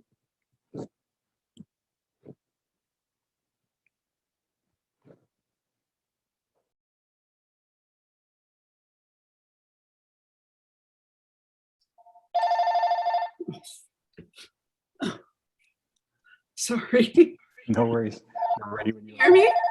We can hear you and see you. Okay, great. This my phone's ringing too. So, sorry. No Hi, I'm Betsy Daub of the Nith Valley Ecoboosters. We are a volunteer group committed to achieving and supporting a long-term healthy environment in Wilmot and Wellesley Townships through education, action, and collaboration. Over the past number of years, we have hosted a variety of public events aimed to educate the residents of our community to these goals. We hosted a screening of the climate change film by Kai Reimer Watts, Beyond Crisis, Warmer, Wetter, Wilder with Professor Blair Feltmate from UW, Just Eat It about food waste. And more recently, we had webinars entitled Let's Talk Electric Cars and Let's Talk Plastics. In addition, we are a partner in Let's Tree Wilmot, dedicated to increasing the tree cover in Wilmot Township. I've had a long interest in environmental issues from when I attended the very first Earth Day as a high school student. How many of you can make that statement? I have children, and it's important to me that the world they live in has a future. Climate change, which is fueled largely by human-generated greenhouse gas emissions, has emerged as probably the largest threat to a long-term healthy environment, not just here at home, but in the entire world. The Ecoboosters have supported the Transform WR initiative 80 by 50, 80% reduction in greenhouse emissions by 2050. The newer 50 by 30 initiative has a more ambitious goal, 50% reduction in greenhouse gases by 2030, which is what is required to help us circumvent disastrous climate change. Wilmot Township signed on to the Blue Dot movement in August 2015, I know because I was there, and declared a climate emergency in September 2019. It's now 2021. So the 50 by 30 and indeed even the 80 by 50 initiative means that Wilmot Township and indeed all of us need to get on the stick now to reduce our carbon footprint. The township makes many decisions every year, and what is required is that every decision the town place makes must be made with greenhouse gas emissions in mind. For example, land development has to be maintained to preferably increase, not destroy green space and trees. Procurement needs to favor less polluting options, such as electric vehicles and electric tools. The township needs to explore more public transportation options. It is necessary to increase the tree canopy and educate citizens on how to care for trees. Township Council needs to enact a mandate that requires such far-reaching planning and also to build this planning mindset into the long-term strategic plan. Over to you, Lindsay. Hi, I'm Lindsay Dyka, a member of the Nith Valley Ecoboosters and a grade 10 student at Waterloo, Oxford here in Wilmot.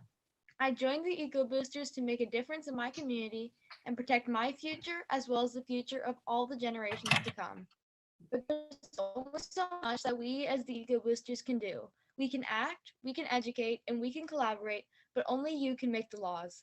Only you can ensure that the action actually gets taken. So on behalf of the Nith Valley Ecoboosters, on behalf of myself, and on behalf of all the generations to come who deserve to experience the same beautiful world that we have, I ask that you please commit to a 50 by 30 emissions reduction target here in Wilmot. But further than this, I ask that you put an environmental mandate into your strategic plan.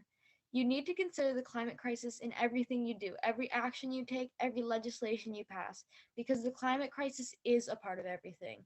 The climate crisis is a crisis, and the residents of Wilmot need a responsible government to stand up and take action. Many other regions and townships already have an environmental mandate and a 50 by 30 target in place, and it's time that Wilmot did the same. Thank you.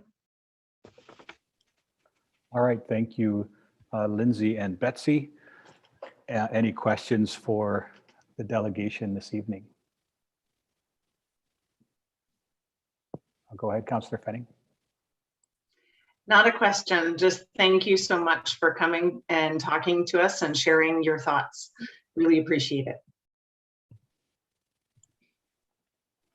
All right, so thank you, Betsy and Lindsay. Betsy, I won't be seeing you on any future Zoom meetings or Google Meets, but Lindsay will see you tomorrow. Thanks for being here.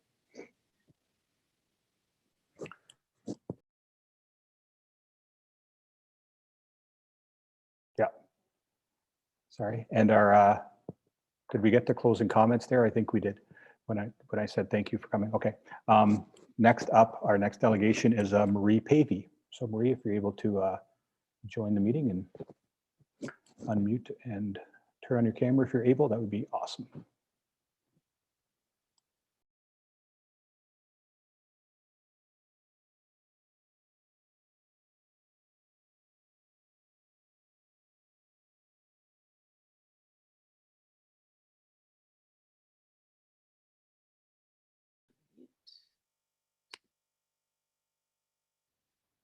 Hi there, I am Marie Pavey, and thank you for taking time tonight. I am a volunteer here at Wilmot, and I've lived here 29 years, and I've now learned that I also have matured with the Waterwheel, but that can be my thought for the next little while, how to process that and how I need refurbishing. But anyway, I also wanted to apologize. I got my COVID vaccine today and I'm a little tired, but I'm happy to have had it.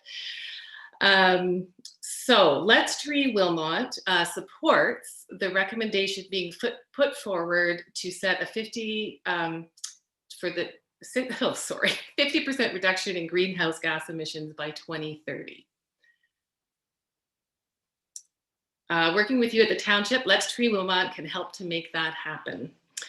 So our vision here is that Wilmot is a vibrant green community that comes together to grow and nourish the trees that support the community by providing environmental and health benefits such as shade, carbon sequestration, flood mitigation, wildlife habitat, water filtration, and general green space. So in short, Let's Tree Wilmot wants to plant trees to educate and to advocate for policies to help grow and protect trees. And it's clear that we can no longer wait to do those things. Next slide, thanks. So forests help stabilize the climate and absorb greenhouse gases. They regulate ecosystems, protect biodiversity, play an integral part in the carbon cycle, support livelihoods, and can help achieve sustainable growth. To meet the 50 by 30, we need to maximize and capitalize on the climate benefits of forests. We must keep more forest landscapes intact, manage them more sustainably, and restore more of those landscapes which we have lost. Halting the loss and degradation of natural systems and promoting their restoration have the potential to contribute to over 1/3 of the total climate change mitigation scientists say is required by 2030. Next slide, please. What is a forest carbon sink? This refers to how forests store carbon through photosynthesis, through the magic of photosynthesis. Forests turn CO2 into solid carbon and store it in tree trunks, branches, roots, and soil. These elements of a forest all absorb and store carbon as well as release it through decomposition. To tip the balance and to maximize the carbon sequestration, which is the much needed solution to address climate change, forest needs to be managed so existing healthy trees can grow. We need to plant more trees and always be sure that they are the right trees, to choose the correct tree for the correct place to minimize premature loss. Slide 5, please. So forests are amazing things, and we need to stop undervaluing them and sacrificing their health and our own health at the same time. Reforestation can help reverse not one, but 2 planetary crises. Reforestation offers one of the best ways to remove carbon dioxide from the atmosphere, and it can also start to rewind the loss of habitat that threatens the extinction of up to 1 million plant and animal species, 1/4 of life on Earth. According to a recent, that's according to a recent UN report on biodiversity and ecosystems. Forests also contribute to the mental health of humans. We have science now to prove what our grandparents knew: going for a walk in the woods is good for us. Is it any wonder that mental health issues are rising as our forests and climate is being eroded and threatened? Next slide, please. Even better than reforesting is avoiding deforestation in the first place. Avoiding deforestation is a far more cost-effective strategy than reforestation overall. It takes decades for reforestation to regrow its carbon sequestering potential that is rapidly lost in the process of deforestation. Next slide, please. In order to thrive, trees need to have these main 3 things. First is healthy topsoil with organic matter in it. 18 inches of topsoil is the minimum amount recommended for healthy turf and trees for them to thrive. Wilmot currently requires 6 inches of topsoil in development lands. The Township of Woolwich has already adopted the 18-inch policy. If we know better, we need to do better. Next, we need to properly plant the trees with the root flares open to the air so that the tree can breathe and not be covered by mulch. This sounds like a tiny detail, but it's huge if the tree can't breathe. Like the bark is like their lungs, I suppose, and it's how they their respiratory system, and that's how they interact with the world. So they need that to be open. So yes, we need the mulch to keep the moisture in and to provide organic matter, but you need to pull it away from the tree. Not a volcano, but more like a donut around the tree. And the mulch also creates a good buffer from the grass growing up against the tree and choking out the tree as it grows. Lastly, we need to maintain our trees properly. They need to be watered for at least 3 years, especially with the effects of climate change. And the tree bark, once again, that vital part of their organism, needs to be protected from damage caused by trimming and mowing. Intact bark is necessary for a tree to survive. Again, if we know better, we need to do better.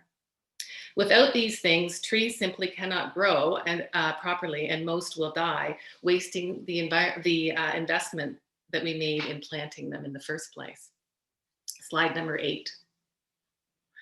So if we don't take that care to support our trees, there's a high cost of replacing. And the example that is listed here is on Waterloo Street in New Hamburg, the east side between Forest Road and Hostetler. Now, I expect that is it's along a regional road, so it was probably the region who planted it, but it's still an example to discuss here.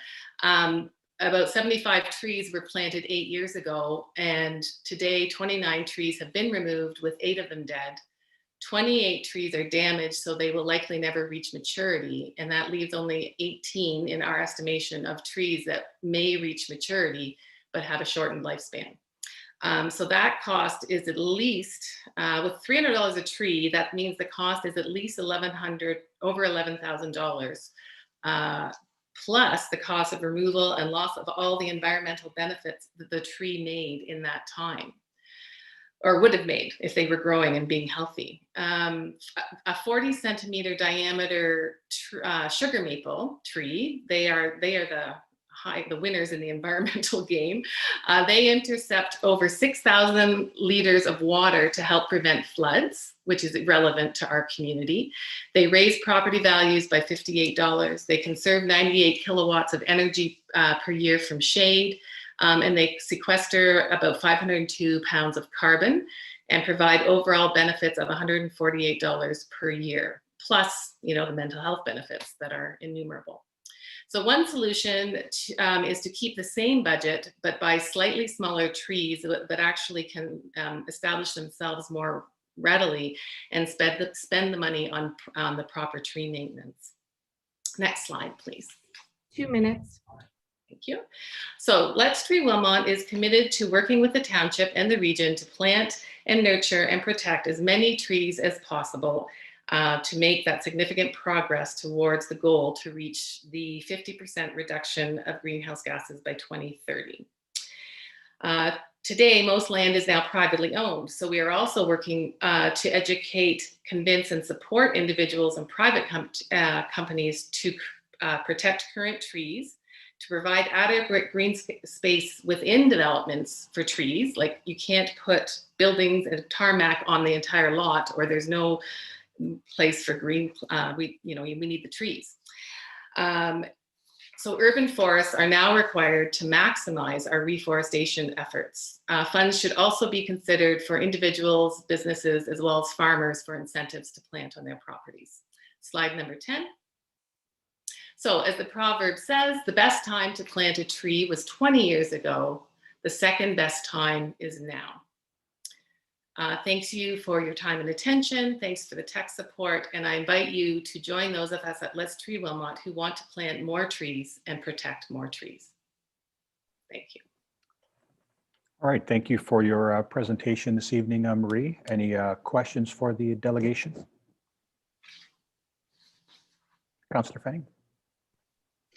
Thank you. Through the chair, I'm wondering, so I really enjoyed the financial statistics you gave there. Do you have a report or something that you can send us with those numbers so that we can have those for reference? Yes. So who would I send that to Tracy? If you send it to the clerk, she can send it to all of us that want to see it. Okay. And thank you very much. And I really enjoyed my day planting trees down in the park last year. Thank you. All right. Thank you, Councillor Hallman, or thank you, Councillor Fanning. Councillor Hallman. Thank you for the chair. Thank you for your presentation. One thing that you brought to light is actually my question will now be going to the Director of Development, or perhaps I'm not sure if anyone else can answer it, but I'm curious about the topsoil aspect that you brought up and how that works. So I'm not sure who my question is more appropriate for to get more understanding on that. Through you, Acting Mayor Gerber, I can a brief answer on that. The historical requirement for topsoil, I assume the delegation is referring to the subdivision agreements related to engineering standards for boulevard topsoil depth. That is something that actually has been ongoing discussion between Public Works and Development Services on improving those standards. So as we move into a cycle with new development applications, that's certainly something we're looking at. More importantly, perhaps, is looking at the preparation of those boulevards. It doesn't matter how many inches of topsoil you have, if you're packing it down and driving trucks and equipment over it and putting bricks and spare lumber and whatever you can find into it, it's a collective of how do we do developments and where do we plant trees. You know, certainly there's thoughts that maybe boulevards aren't necessarily the best place for the tree, that perhaps between the house and the sidewalk is a more friendly environment for a tree, but then it takes it out of municipal ownership and puts it into private, which is a good thing, perhaps, depending on whether it's a member of Let's Tree Wilmot that lives there or not. But by losing that control over the trees, then the municipality certainly, there's other issues that play in. But again, the boulevards are full of lots of things, including gas lines and you know, Bell, Rogers, all the various cable companies. There's a lot of equipment in boulevards, so it's a pretty competitive space. And so certainly the delegation is correct that we know better and we want to do better. Depth of topsoil is certainly something we're looking at, but there are a lot of other factors that play into the health and well-being of a tree, and maintenance is one of those that certainly, you know, staking it appropriately, removing the stakes at the appropriate time. We've all seen the trees and boulevards with wires sticking out of them where no one removed it. So again, I like that phrase, know better, do better, and that's certainly what we expect in our newer developments and in future tree planting. All right, thank you, Mr. O'Crafty. Yes, Marie, go ahead. So absolutely, compaction of the soil is a huge issue. And we agree we want trees everywhere, and that's why we're on all sides of the tree. And we also believe we can find the right tree for the right place, right? That's why we only recommend certain trees. And absolutely, if you just put topsoil that is sterile and there's no organic matter, it's not ideal either. So those are the kind of things that we are really open to working on, because there's all sorts of new and renewed information out there about best practices. So yeah. All right, super, thank you. Councillor Hallman, question for the delegation or comment? Just a follow up for the chair, thank you. I just learned in that last 2-minute discussion from the Director of Building Services and Marie, that was a whole lot I didn't know about boulevards till this moment. So I appreciate that, and I'm happy to see that staff are continually working with that lens moving forward in our community. And I appreciate all of the feedback that you gave this evening as well. So thank you for that, everybody. All right. Seeing no further questions, thanks again. Thanks, Marie. Hope I also got my second shot today, and so far I'm feeling okay. So hopefully you continue to feel okay as well. And thank you for sharing with us this evening. Thank you. All right. And our next delegation is Lisa Clifford. So Lisa Clifford, if you'd be able to join the meeting and unmute yourself and turn on your camera if you're able. That would be great. And the floor is yours when you're ready.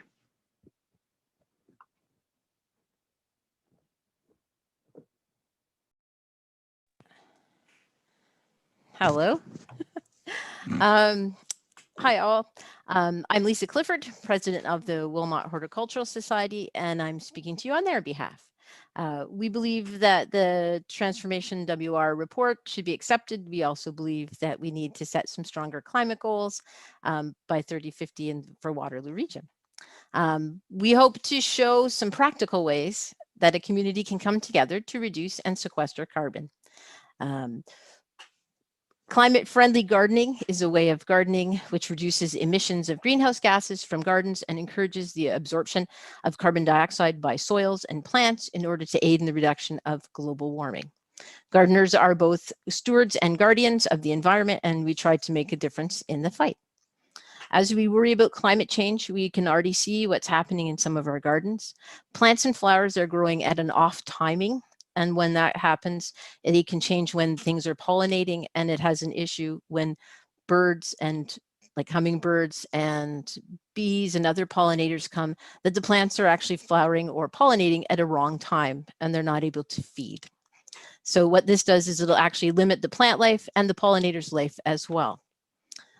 We see invasive species moving into our area at an alarming rate, such as the gypsy moss, which are in everyone's trees, and simple things like ticks that are moving rapidly north each year, which can actually have an problem for people as well as the environment. If we all make small changes, it can all work together for big changes. So we've come some ideas to see how we could make both a difference in our community on a smaller scale in the gardening as opposed to on the large scale. Some of the things we would suggest: we reduce the threat of the invasive species expansion and incorporate it by having more diverse native species instead. With the native species, you can choose an array of them to make the gardening a little better that way. The native species will help maintain important pollinator connections and ensure food sources for the wildlife. What we want to do is non-invasive species often outcompete the native species, and what happens is they take over and they fill the habitat, and then the other species aren't able to compete for the food and the water. Native plants, shrubs, trees are actually much better at managing water runoff as well, so it'll keep them a little bit better that way. And we often use native plants, use less water because they're actually adapted to the area that they're planted in. We suggest you reduce your water consumption. There are simple things you can do in your own backyard.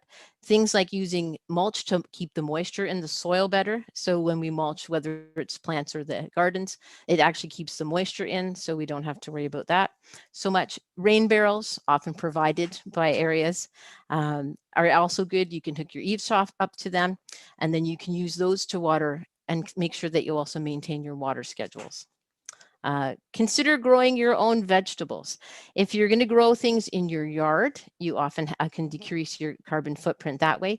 There's no driving to the store to pick products, or not too far to pick products. You're decreasing the trucks that need to bring the things to us and to the stores. It's also good for your mental health. It never hurts to pick something from your garden and eat it in your home.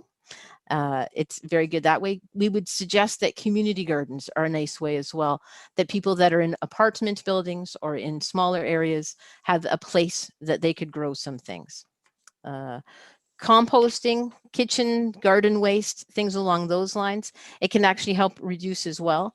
You can use the compost. It's an excellent source of nutrients for your gardens. You can put things back into them. You're not dumping them all out. You're certainly not sending to the dump that way. It also reduces your need for chemical fertilizers. So if you're using what you have, it's a nice cycle that it's come back around. Consider us being a bee-friendly township. So in keeping with most of the area, we want to have as many pollinators and things that it would be a much better place to promote the bees. Plant trees, obviously, to absorb the carbon monoxide. Shade trees above your house, near your home, can actually cut down on how much you're going to need in the home for coolness. You can certainly use your air conditioning and products like that, something so simple in the home that way. use more human-powered tools versus gasoline-powered tools, push mowers, hand clippers, rakes, things like that. You can also actually decrease your amount of lawn that you have, and then you won't be needing to make so much lawn. Consider leaving in stumps. Take them down to the ground level, cover them over with soil. They'll decompose quicker, and you're actually refeeding the soil that way. Consider using meadowscapes, so areas that are just cut once a year. Otherwise, the native grasses and flowers are able to grow. You're feeding the area as well that way. And when you are doing things like pulling up and making some areas for gardens, instead of just ripping outside, consider using compost mulch, but that's made of cardboard. So you've got the wet cardboard down in layers, you've got the soil on top, and then as that decomposes, you've gotten it back in that way.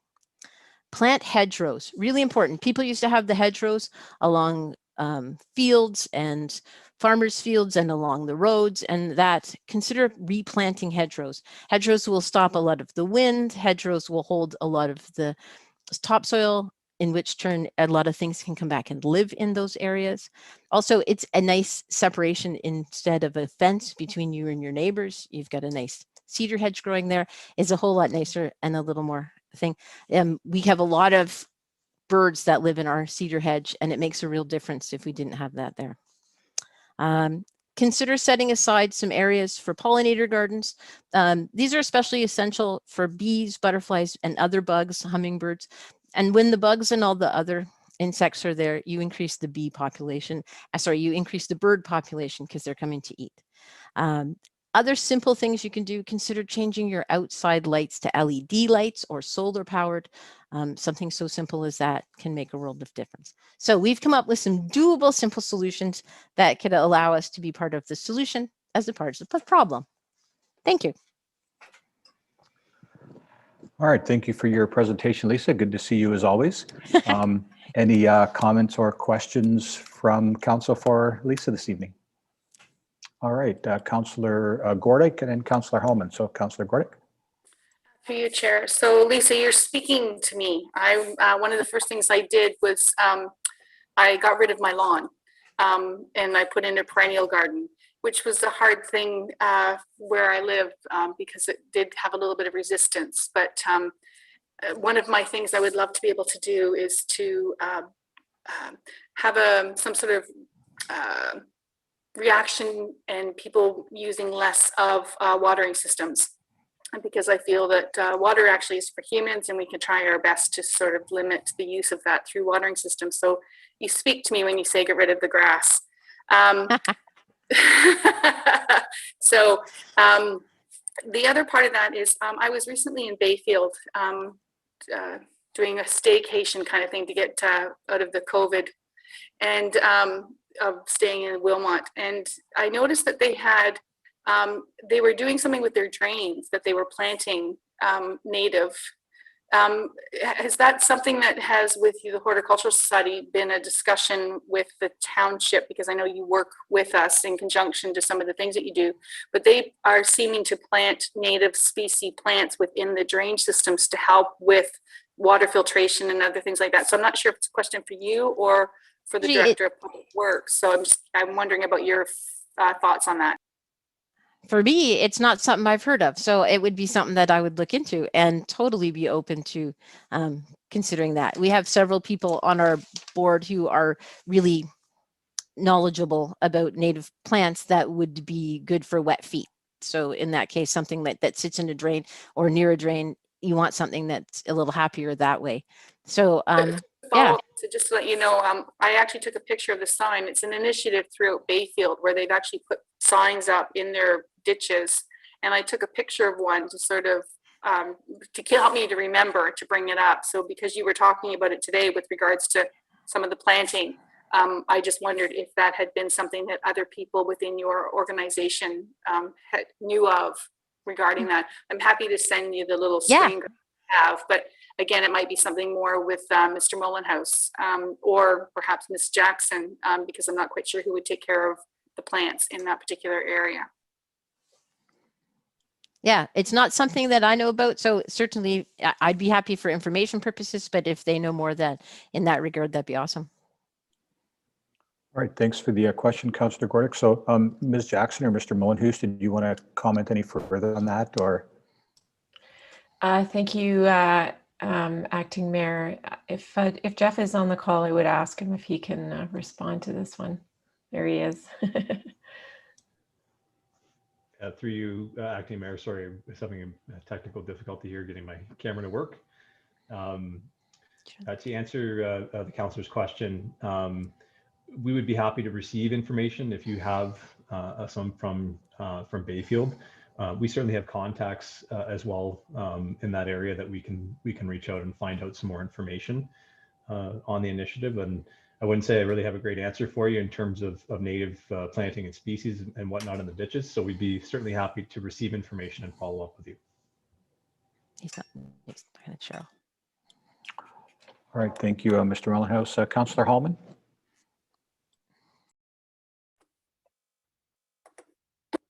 Thank you. Lisa, that presentation was great and it left me with a lot of questions, and I hope you can send me an email of a lot of those points.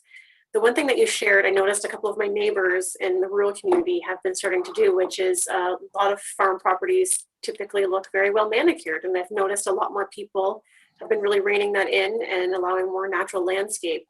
Are you aware of any data that your group is sharing with the rural community that can help us encourage those conversations about allowing more natural landscape and or opportunities for getting trees to create those hedgerows? Not right. No. That being said, yes, but I have some information that I can share with you. I don't know it off the top of my head, certainly, but for me making up I got some information and I can forward that to you. Yes. That would be helpful. I would appreciate that. Thank you. Yeah. All right, super. Thank you, Councillor Fenning for Ms. Clifford. Sorry, thank you through the chair. Actually, this is to Councillor Hallman. The GRCA provides training, information, and funding for farmers to plant trees and restore habitat on their farms. So that's something that the agricultural community has available. Thank you. All right, thank you for that information, Councillor Fenning. Any further questions or comments for Lisa this evening? All right, having said so, thank you very much for being here, Lisa. Appreciate it. Thanks. All right, and our next delegation is Steph Gertz. So Steph, if you're able to join the call and we'll look for you, your picture appearing, and when you have a chance to unmute, there we go. We can see you, and just let us know. We make sure we can hear you, and then you're good to go. Great. Welcome. Oh, there's my presentation. Thank you. So good evening, through your acting mayor. So I'm here tonight representing the Food Systems Roundtable of Waterloo region. So the COVID pandemic is disrupting rural and urban food systems worldwide, posing a number of challenges for cities and local governments that are obliged to deal with the rapid changes in food availability, accessibility, and affordability. The pandemic has exposed the fragility of our global food systems, and many of our families are experiencing food insecurity. Food insecurity in Canada is expected to double from the most recent statistics of 4.4 million people. Due to COVID, we are already seeing a doubling, if not in some cases tripling, in our use of our local area food banks. Food security is improved when the region increases or the townships increase its capacity to feed people. As money and other resources become scarce, access to low-cost, fresh, minimally processed food becomes increasingly important. We are seeing a return to gardening and market garden production in the region's residential areas as well as rural areas. And it's in order to build resilience to social and economic shocks. Climate models show that Canada's agricultural regions will likely see drier summers, but increased winter and spring precipitation with very intense rainfall events. Climate change is bringing new extremes beyond anything we're used to managing. Water supply and water management are fundamental to farming, and so we must do everything that we can to protect access to clear water. not only for farming, but for our residents. There's also been several correlations between climate change and crops, pests, and disease. During the past year, we have also been shown that just-in-time food chains are vulnerable to disruptions, and as such, we need to ensure that we're building better sustainable food system resilience. So the Food System Roundtable has been active for over about a dozen years. Oh, next slide, please. Thank you. And so it started out initially with a partnership with the region of Waterloo. The Food System Roundtable provides education on food systems to improve the sustainability of Waterloo region's local food environment and the health of its residents. Through partnerships with producers, vendors, and educators, the Roundtable enables research and education on food policy, agricultural, and health sciences, and sustainability to raise awareness about key issues and bring people closer to the food. Our vision is a healthy, just, and sustainable food system, one in which all residents have access to and can afford to buy safe, nutritious, and culturally acceptable food that has been produced in an environmentally sustainable way and that supports rural communities. Such a food system promotes social justice, population health, and profitable farms, reflects and sustains local culture, and supports ecological sustainability. Next slide.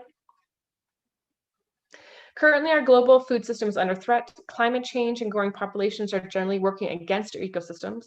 Many of our basic agricultural assumptions are being challenged because of diverse factors. To quote the World Bank, by now, most of us are familiar with roles forests play in absorbing carbon dioxide and other greenhouse gases that are accelerating climate change around the world. But forests are just one part of a broader landscape that often includes water resources and farming that can also play an important role in climate change mitigation. Because of this and many other challenges, the Roundtable is continuously building our network. Last year, our Food Future Waterloo was created. It is a joint project from the University of Waterloo and the Food Systems Roundtable to bring the best from research in the community to inform our path towards food justice in the region.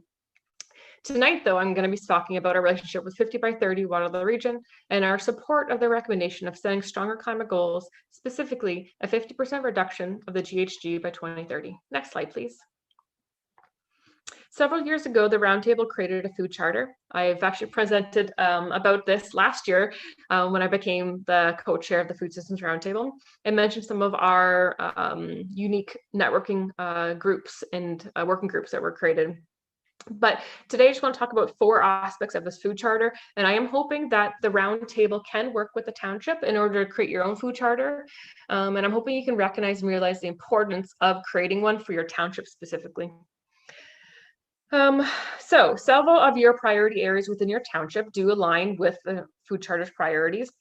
They can also be help to reduce and remove GHG from the atmosphere while increasing the economic and overall health of our community. My presentation will speak about a few of them. Next slide. So years before I became the co-chair of the Food Systems Roundtable, way before COVID, I heard about the dire need for more local food processing facilities, which include local small commercial kitchens. So in our food charter, we support community economic development. And so this is by building the processing and distribution infrastructure that's required to make local foods available for local residents. So this would also include encouraging policies and other initiatives that enable the livelihood of local farmers for multiple generations. So by making use of already existing commercial kitchens and hopefully also creating more kitchens by adapting your policies, it would not only increase the number of small food businesses, but small to medium-sized processing facilities would also reduce the carbon footprint of all the produce and all products being shipped out of the region for processing and shipped back in for sale.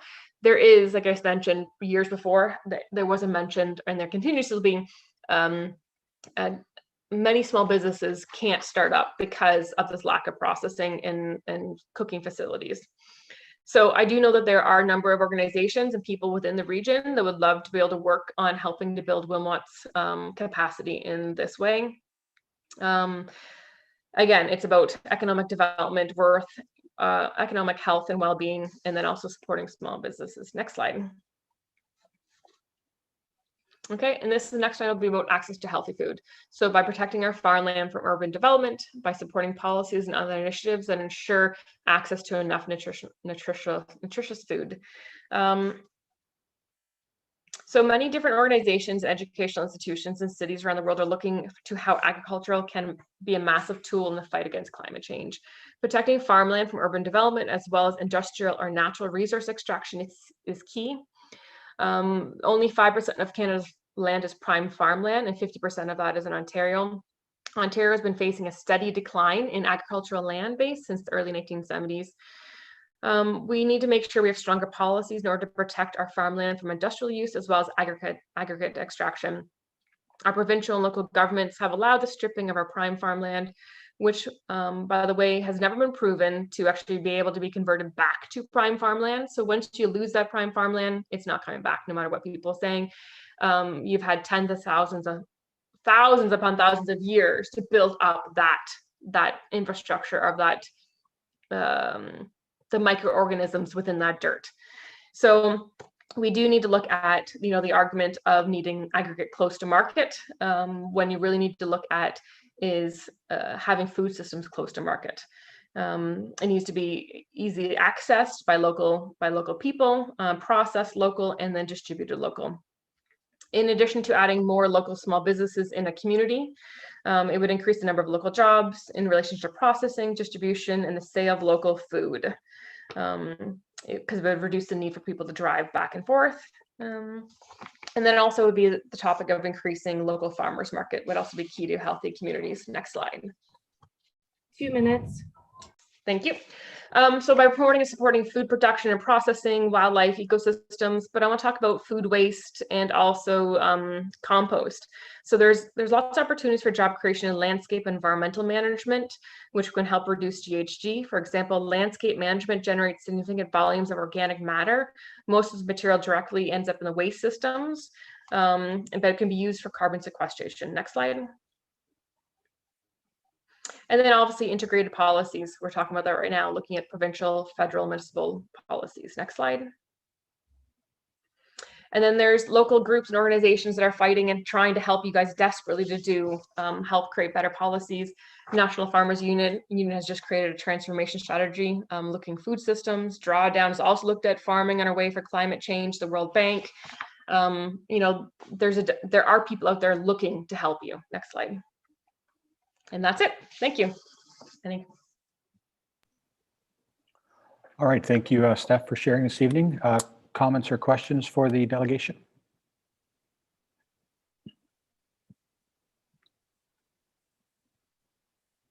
Okay, Councillor Fenning. Thank you, through the acting mayor. Steph, thank you for your presentation tonight. I'm just wondering, do you know if any of the other townships have adopted a food charter? I believe I hadn't heard that any had. Yeah, I believe that initially when we were working with the region of Waterloo with our food charter, I think that it was adopted. Meanwhile, in the most recent strategic plan that's being reviewed, we're finding not as much has been picked up with in direct relation to the wording of the food charter. I know it's extremely important when assessing our need to access healthier food and prioritizing this as essential, and then also recognizing the part it plays in reaching our greenhouse gas emissions. If the township is going to say that they're going to do the 50 by 30, we're in a rural area, right? There is still a lot of choices, but farming and land use forestry is going to be one of the roles we need to play. So by putting a food charter in place, you can ensure that you're at least looking at all your options and all your decisions through that lens. Sorry, just to follow up, if I may. So I knew it was adopted at the regional level, but do you know if it was adopted at any of the townships? Obviously Wilmot has not. Do you know if any of the other townships have adopted it? Yeah, not that I know. So not that I'm aware of. I joined the Food Systems Roundtable about a year ago. There's been a lot of transitions, and we've turned ourselves into a not-for-profit now. So there's a lot of now stuff we're learning curve for that. I think now we have, Yeah, I don't.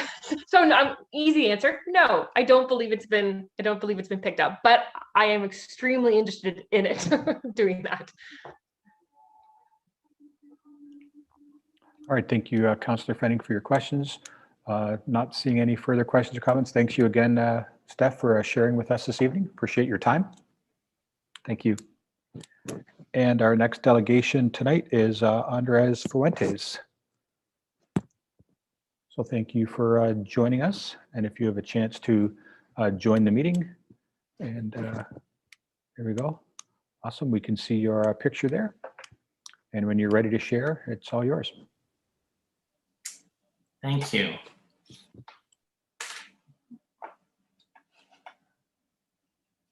Are you able? Yeah, there we go. Good evening, and thank you for the opportunity to speak to your council on behalf of 50 by 30 Waterloo region.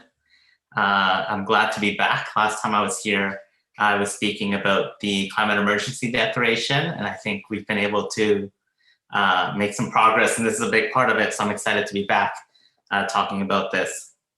So in 2018, the Intergovernmental Panel on Climate Change released its 1.5 report, which outlined the pathways that countries would need to take in order to keep global temperature under 1.5 degrees of climate warming and avoid the worst impacts of climate change. The overarching goal of these solutions, reducing emissions 50% by 2030. Committing to the goal of 50% reductions in greenhouse gas emissions is aligned with Waterloo region's obligations both locally and globally. We need to commit to bold action, which can move us swiftly towards a better world. This is the world that dozens of 50 by 30 Waterloo region supporters and local citizens have been envisioning. It's also the vision illustrated in our 50 by 30 poster you can see here, which centers racial and economic justice alongside environmental sustainability. There's no shortage of positive visions of a more just, sustainable future here in our region. Next slide, please. So a little bit about our group. We've been able to do a lot of work to help galvanize local communities into action, as well as support the good actions that are already being done locally, while centering our support for climate solutions and social justice. As organizers, we've had to pivot our strategies during the pandemic, but we've managed to organize dozens of diverse community events, and we know we still have the encouragement and spirit of thousands of residents behind us. And we saw the support embodied clearly at the Global Climate Strike in Waterloo 2 years ago, which we have a picture of here, and we had over 5,000 people attend that. And we are community conveners and will continue to do the work to translate concern into action and build support. We also recognize the vital work that Climate Action Waterloo region has put into informing the Transform WR report, which is a critical part of catalyzing solutions in our region. We worked with them throughout the process and endorsed the strategy to be approved today to get us moving immediately into action, while also respectfully insisting that we need to aspire to more than 30% by 2030 to meet the global moment that we are at. Waterloo region must act with the utmost speed based in science to create a resilient and prosperous community that prepares for the future. Next slide, please. There's a saying that prevention is the best medicine. And to address the climate emergency, we must act with integrity today on what we know at the scale of the crisis that we face to reduce harm as much as possible. It is our solemn duty to do all we can to prevent the worst possible outcomes of climate change while catalyzing a far brighter and more resilient and more just future. To do this, we must include an in-principle commitment to meet the science-based targets to reduce local emissions by 50% by 2030, while also approving the Transform WR strategy. This includes a commitment to direct advocacy to higher levels of government, the provincial and federal government, to provide added support to help achieve this as stated in the strategy itself, and accountability with progress reports in line with the Transform plan. These actions will also increase pressure for higher levels of government to act boldly towards 50 by 30, which is also clearly needed. Note that this call for advocacy does not diminish our responsibility to do everything we can through local action starting now. Still, our top priority is action. Next slide, please. Global CO2 levels are currently at 415 parts per million in atmospheric concentration worldwide, far above the recommended threshold of 350 parts per million. And last time it was at below 350 parts per million was actually when I was born in 1986. So it's been a while. We've been on this pathway for too long. We are approximately 1.23 degrees of climate change right now. If we continue on this trajectory, we'll see 4-degree warming. Children in Waterloo region will live to see this temperature change in a completely new geological area in their lifetimes. Climate change isn't a future problem. It's a crisis that will play out over the course of our children's lives. Our community will not be exempt from climate impacts. And I think many of you are probably familiar with this. I know we discussed it a couple of years ago when we talked about the climate emergency, but just the specific impacts of climate change locally, including much warmer temperatures, warmer winters, and increased rainstorms and flooding. Next slide, please.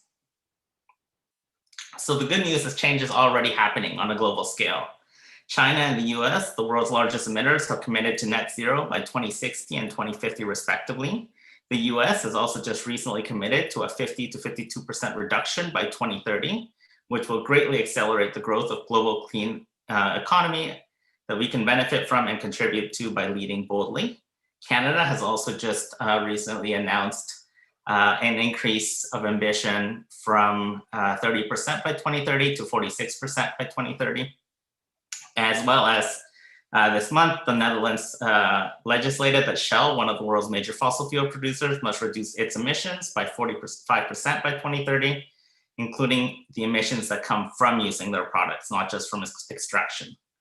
We know that we can decarbonize at a dramatic rate. Our region, as an innovation and tech leader, has every reason to lead the global push for decarbonization and benefit from this global transition. Cities are also stepping into the major climate leadership roles. The C40 cities are a coalition of communities across the world that are tackling climate action at the municipal level. For example, Vancouver City Council has committed to a 50% reduction in greenhouse gases by 2030, and Halifax has actually committed to a 75% reduction in only 10 years. Just earlier today, Kitchener and North Dumfries joined the other local municipalities in unanimously passing a motion supporting a 50% reduction by 2030 and recognizing the need for additional advocacy to higher levels of government to support these significant reductions. Next slide, please. So these targets are not just about preventing the impacts of climate change, it's also about building our prosperity. We talked about the vision we have for the region. A swift transition to a sustainable community can also bring us many financial benefits. And a study of the Halifax plan estimated that if they carried out the steps they needed for their reductions, it would actually generate 90,000 person years of employment over the coming decade. Next slide, please. The future isn't just coming, it's speeding up. We must meet the climate crisis and our profoundly changing world at the speed the crisis demands. Every amount of carbon release matters. Every little bit of warming avoided reduces the risk of irreversible climate impacts, lessens devastation to vulnerable communities, reduces harm to the natural world, and means a more intact, safer planet that we can pass on to our children. Transform Waterloo Region's report eloquently states that we are interdependent, that the people of Waterloo Region need to work together for a collective well-being here and abroad. The carbon we release here in Waterloo Region does matter. Thank you.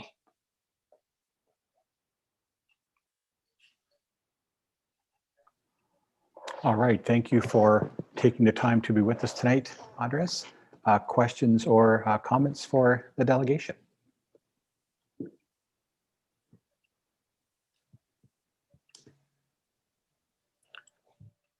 Councillor Fanning. Thank you, through the acting mayor. Thank you very much for your presentation. And I apologize, my internet cut out a few times there. So I may have missed it, but I know we were talking about 80 by 50, and I know that there's an ask that we go to the 50 by 30. And did I miss the language in your presentation for that change in the motion tonight? Yes, wasn't on one of the slides, but I believe I mentioned it. Let me just find it.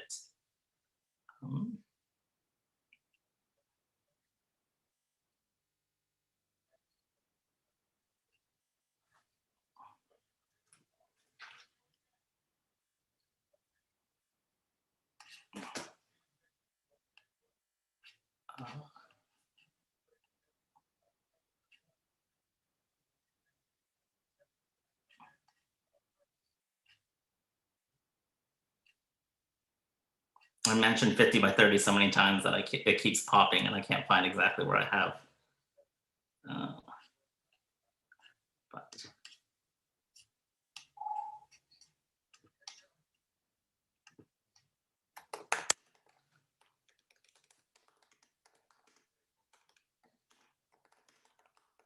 But it's basically, it's setting an aspirational target of 50 by 30 while recognizing the need to also lobby the federal and provincial governments to help us get there. Because we do recognize that one of the challenges is that federal and provincial action does matter on this.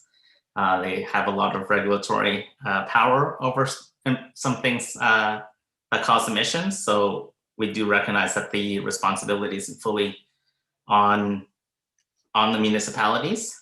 If you just give me a second, I will pull up the wording.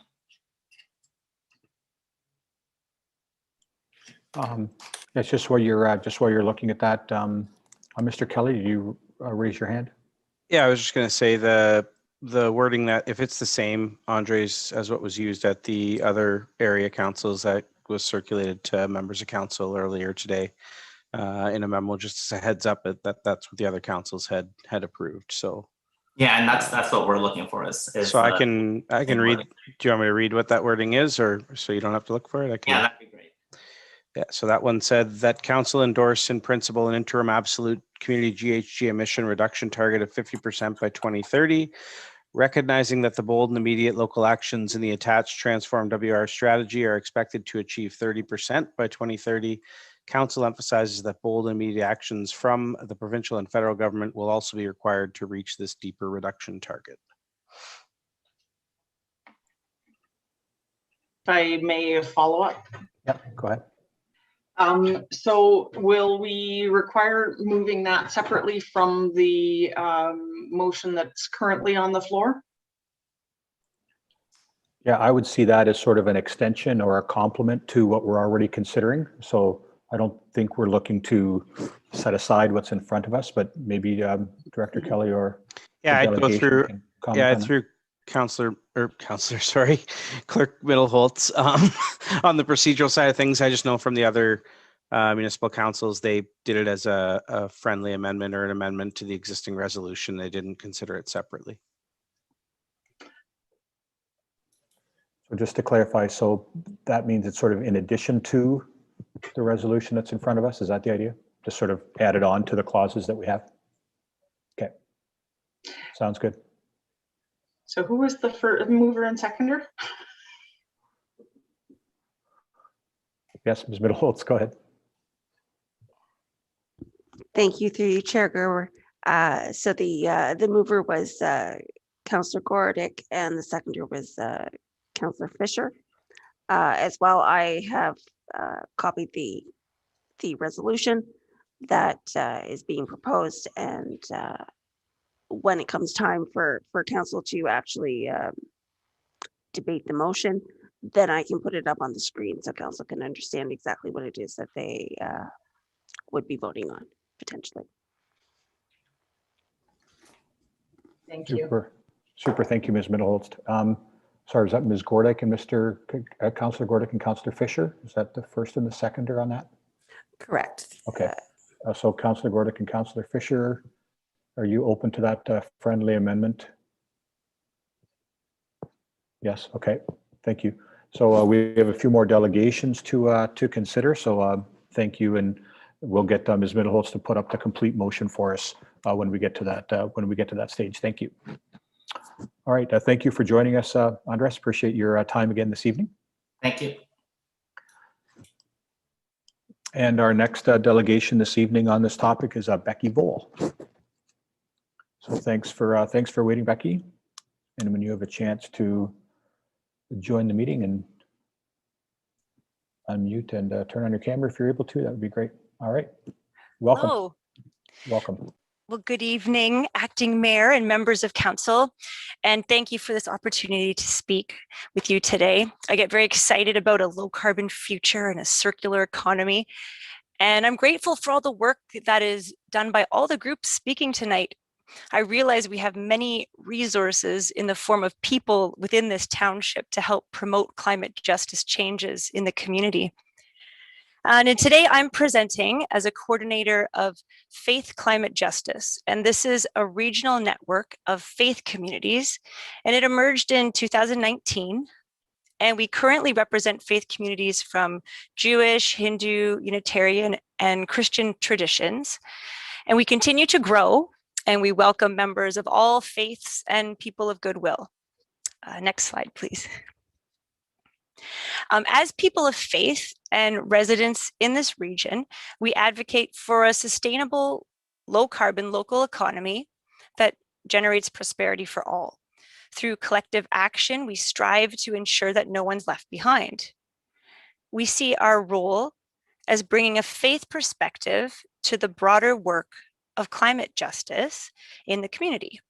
So caring for all of creation, people, the creatures, and the earth aligns with the values and aspirations of all of our faiths. Next slide. And I think there's and the next one, past the animation. Thank you. So at Faith Climate Justice, it's had to pivot its work during COVID, and we've been active in the following ways. So we host open dialogues for faith leadership for climate justice. We have 10 climate justice banners that are hung. They were hung on Earth Day at different faith communities in the Waterloo region. And we've started faith climate justice working groups. And so those working groups are small little action groups that try to hit the ground running with things like values and principles or network building. There's a group for decolonizing and anti-racism, and another one for capacity building and strategic organization and policy advocacy. And we also support new participants in hosting worship services and starting new dialogues. And finally, we do planning delegations to local councils, which is why I'm here tonight. Next slide, please. So our request is simple. We urge Wilmot Council to accept and implement the Transform Waterloo Region Climate Action Strategy as a critical starting point for strategic and operational action in Waterloo Region. Now is the time for our community's council to actively implement this local strategy. And now is the time for municipal governments to urgently advocate with the provincial and federal governments for resources to cut local emissions in half by 2030. So that's even greater action, and Faith Climate Justice advocates for that 50% reduction in emission by 2030, which is a target in line with climate science. Next slide, please. So let us all work together in hope and action for the sake of this beautifully created earth. Thank you for listening. All right, thank you, Becky, for your presentation this evening. Comments or questions for the delegation from members of council?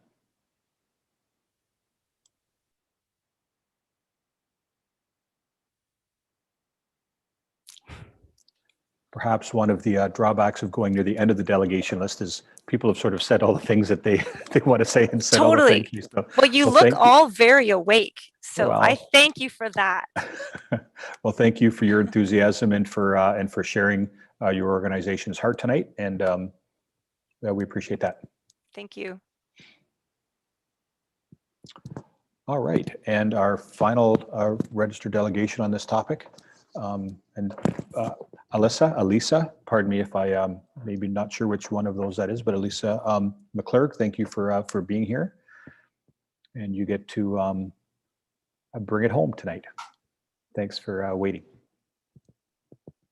Hi, and can I be reminded, presenting from my screen or is clerk's? I guess Through you, through me. Okay. Chair Gerber, no, actually, we will be putting your presentation up. Okay. So if you could just hold on for one moment, the deputy clerk is doing that there. I don't know if I can be as enthusiastic as our last presenter. It's getting a bit late. I will be hopefully to the point. My name is Elisa McClurg. I presented to you recently, if I look familiar, on the Shingletown pit. And tonight I'm presenting on behalf of my gardening group, KW Urban Harvester. Next slide. Our vision is to transform urban spaces into anything sustainably edible, preserve the harvest, and save the seeds. Next slide. We started in the spring of 2006 as a program of LS PIRG, and our goals are very much in line with the idea of a thriving local food system put forward here today. Next slide.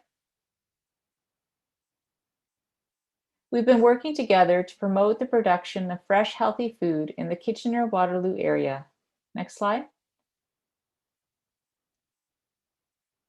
With the pandemic and with the help of our friends and collaborators like the Food System Roundtable, we upped our efforts. Next slide. And started the Grow a Row program to grow a row or a messy patch depending on how you garden for those in need, providing garden materials like seeds for those who need them. Next slide.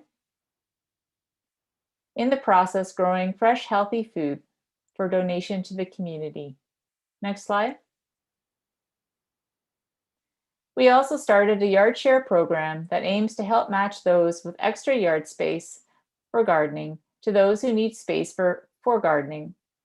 And yes, the folks here are actually having a good time and they're creating a yard share. Next slide. We hope to be rolling out this yard share program further soon. Next slide.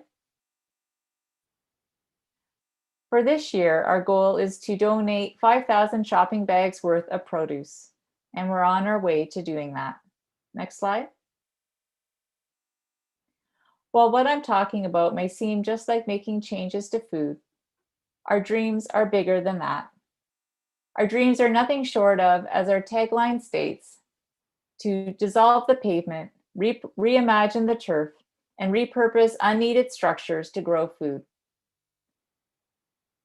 To boost food production, we wish not only to reimagine the grass, but also reduce, dissolve the pavement, and even transform buildings to grow food.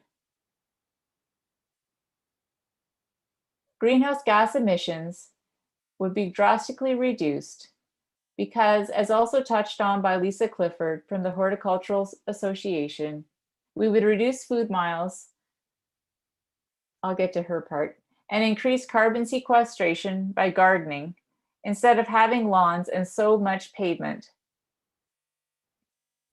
These changes require much less financial external input from government, etc. That is a concern of this committee, I hear, this council, but rather rely largely on the support of our community. And while growing local food may seem like a small change, cumulatively, it can have a big impact. Through Urban Harvesters' involvement with the local food movement, we have seen firsthand people's willingness to step up and help. For this and many other reasons, we believe our community is capable of far more than we have thought possible. With this in mind, we at Urban Harvesters stand with 50 by 2030 in their desire to be consistent with what the science is saying we need to do and is in line with the Paris Agreement for a 50% reduction in greenhouse emissions by 2030. Next slide. To make this goal achievable, we'd like to ask people to consider getting involved in Urban Harvester, or any gardening group for that matter. For folks in Wilmot Township, of course, this means other locally based gardening groups. With our initiatives to boost and track overall urban food production, KW Urban Harvester offers a practical model of how municipalities like Wilmot can reduce greenhouse gas emissions while also increasing access to fresh, healthy food and the vibrancy and health of our community. Next slide. This is a slide showing my daughter, Liliana, quietly picketing in our nearby woods, reminding me with her sign that she needs me, and in fact, you and all of us. I bring her in today because she and other children like her will be the ones to continue whatever work Council commits to today. And they are the ones counting on us to lay the path to make that possible. For her and the other children, I ask that Council demonstrate leadership and commit to a 50% reduction in greenhouse gas emissions by 2030. Thank you. All right, thank you for your time. Thank you for staying with us through the remainder of our delegations tonight. Wrapping it all up with you and your sharing about KW Urban Harvesters. I see a question from Councillor Gordick. Go ahead. Thank you, through you, Chair.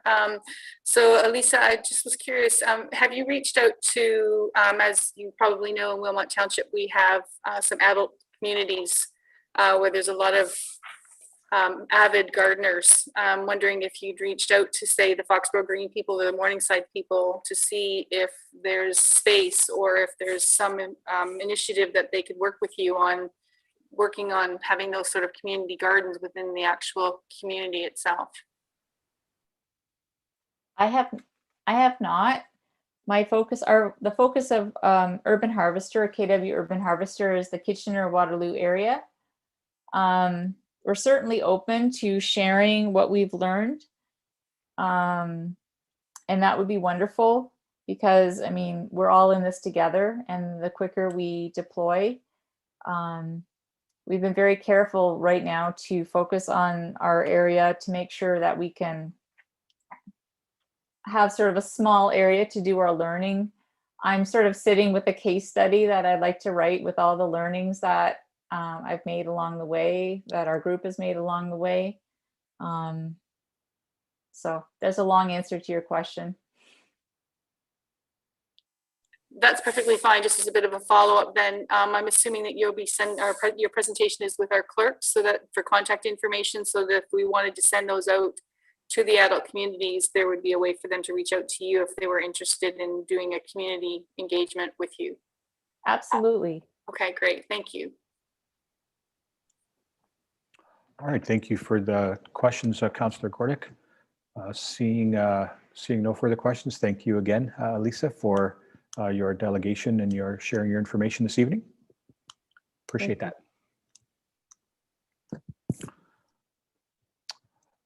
All right, at this time, we do have as you recall, a motion on the floor and a friendly amendment to that motion as well. So I don't know if that's enough of a heads up to Ms. Middleholtz to bring that up on the screen. In the meantime, of course, Tova and Mary Jane are still with us. So if there's any further questions or comments for them as well, Councillor Fenning, and I see that Ms. Middleholtz has the items up on the screen, but go ahead, Councillor Fenning. Thank you. Through the acting mayor. Sorry, I'm just going to my notes here.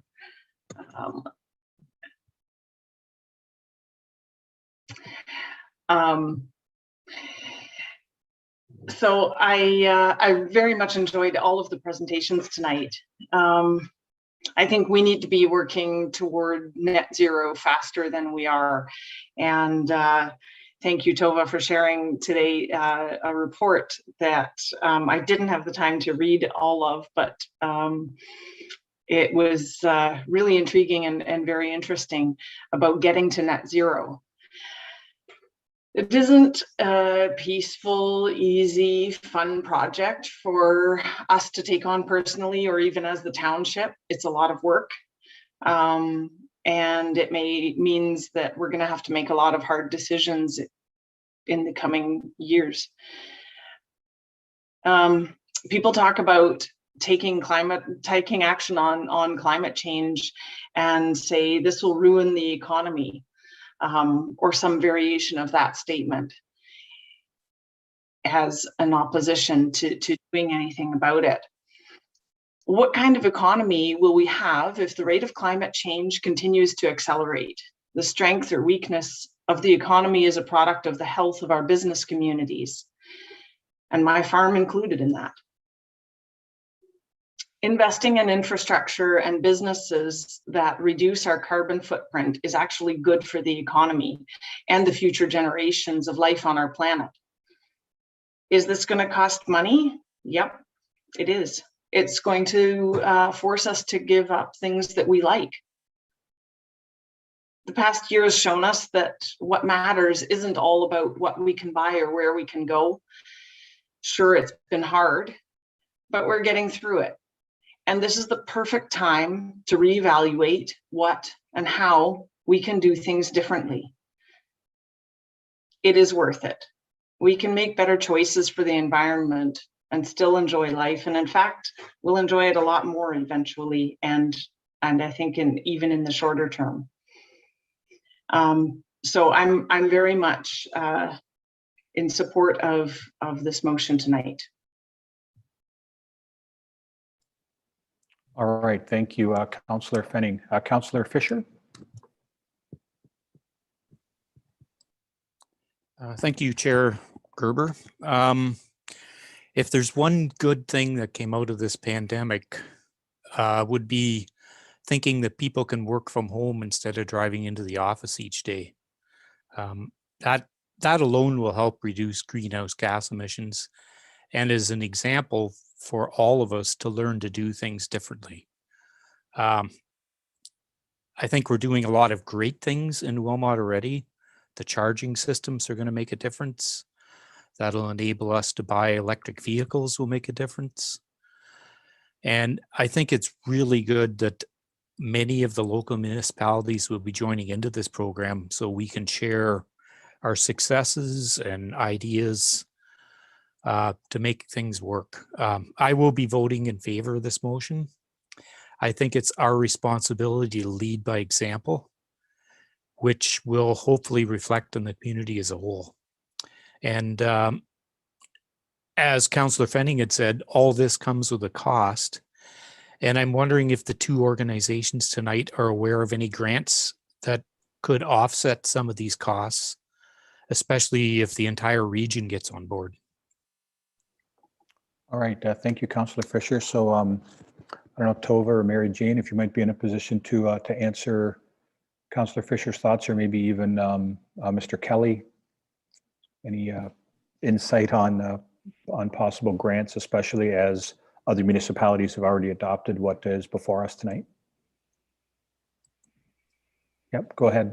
Yeah, I'm not seeing everyone's on the screen, but Mary Jane, I saw you had your hand up. Please go ahead. Sure, I'll start. Well, I can give you an example of one that we're already in the process of applying for collectively with the region, the cities, and the townships together.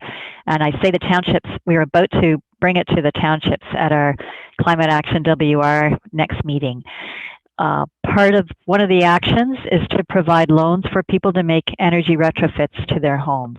And the Federation of Canadian Municipalities is providing money this year to design a 4-year program for home energy retrofits where municipalities would provide loans and people could pay it back on their property tax.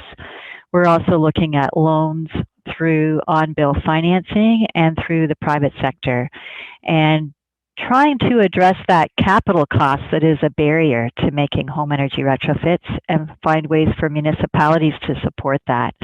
And if we are successful, and we anticipate that we will be, there will be a good sum of money that would come from the federal government to the region for all our municipalities to provide those loans. Some of it would be as a loan to backstop those loans, and some of it would be as a grant to set the whole program up and provide other supports for home energy retrofits. So that is an example of some of the federal funding available right now and the kind of thing they are wanting to help municipalities provide to their community. And Tova, I don't know if you would know of any others. Yeah, I would love to jump in. There are definitely things for the municipality itself, for your own corporate operations. If you look on the Federation of Canadian Municipalities, they have 2 on their first page, which is fcm.ca/en/funding. One is for a GHG impact retrofit if you're going to at least a 30% reduction. And there's a near net zero carbon building one as well. And FCM, of course, is all about municipalities. So go look there. And the other thing is I just want to comment on, yes, it's going to cost money, and yes, it's going to mean change. It could also mean a lot of prosperity. We've seen a lot of businesses save a ton of money and become stronger because of this work. We know that the Waterloo region has a strong clean economy sector now, and one that's poised to grow and diversify our economy, and that there's going to be a lot of green jobs created. Think about all the retrofitting we need to do. How many great jobs are there?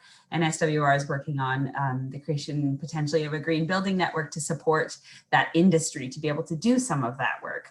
Retrofitting ICI buildings. Think about all the great prosperity that could actually come from it instead of the things that it'll cost us. And think of the savings that people will have in the long run. Okay, thank you for that, Tova. Yes, Mr. Kelly, I see your like to comment on sort of funding opportunities and maybe costing, et cetera, whatever you'd like to. Yeah, sure. No, I think great points by MJ and Tova. Sorry, Mary Jane and Tova. And it's, yeah, we're constantly seeking out opportunities for obviously senior government funding. There's current programs out there right now at the provincial and federal level that we have our eye on.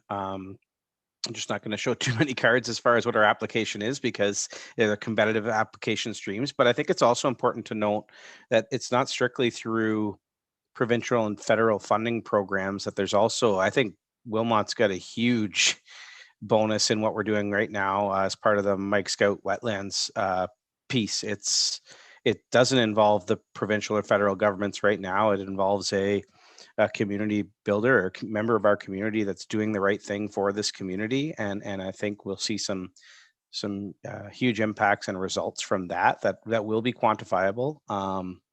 So yeah, and then as far as cost goes, yes, we recognize, and I think I've made council aware that making this statement and a 50 by 30 statement is a strong statement by the municipality for the municipality that will have fiscal implications to it, and staff will review those and bring them forward to council as part of the budget process. But it's a bold step, as the motion says, but in order to make substantive change, we have to make those bold steps. So that's just my comments. All right, thank you. Thank you, Mr. Kelly. I see Councillor Gordick, question or comment? Through you, Mayor, through Acting Mayor. One of the things I wanted to bring up is with regards to the initial presentation that Tova and Mary Jane did, one of the components was the 17 symbols. And I know that that was something that I had asked previously, that going forward, those symbols be incorporated as much as possible, or if possible, in our reports. I'd like to sort of see us try to do that again, so that whatever changes we are going through with our reporting and our purchasing of equipment or any of those things, that as well as council, our public and residents can see what actions we are taking and how they fit in with those 17 sustainable goals. I know that I had directed Mr. Okrafka before, and it was something that kind of fell by the wayside. So I think this would be a good way of helping our residents to see progress that we're making with regards to the 50-30. Is it okay if I respond? Yeah, of course, yes, thanks. Great. Thank you, Councillor Gordick, for your comments. Go ahead, Tova. So it may not be the perfect solution, but as a member of the Regional Sustainability Initiative Program through Sustainable Waterloo Region, so I'm taking off the climate action hat and putting on the SWR hat for a moment, your membership means that you have access to a tool where you can actually measure the progress of your, like the corporation of the Township of Wilmot, against the UN Sustainable Development Goals. So I would encourage, I know Ashton is probably, and we've just launched it. So this is just new, not that someone's missed something. We just launched it last year. So I would encourage, I'm happy to get someone on our team to walk everyone through it, exactly how it can be used. And it might be able to help. I don't know for sure, but it might be able to help to at least map against some of them and to show some of the progress. And then we would be happy to share on your behalf the progress that the corporation of the township is making. All right, thank you for that. Councillor Hallman?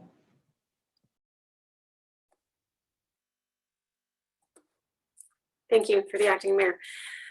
That idea that just came back to me when you were talking about that, Councillor Gordick, and I really like that idea. I feel like it keeps us accountable in each and every one of the reports that comes back. It's a quick infographic to use on how the departments are meeting those things as we move forward. It's a measurable thing at every council meeting.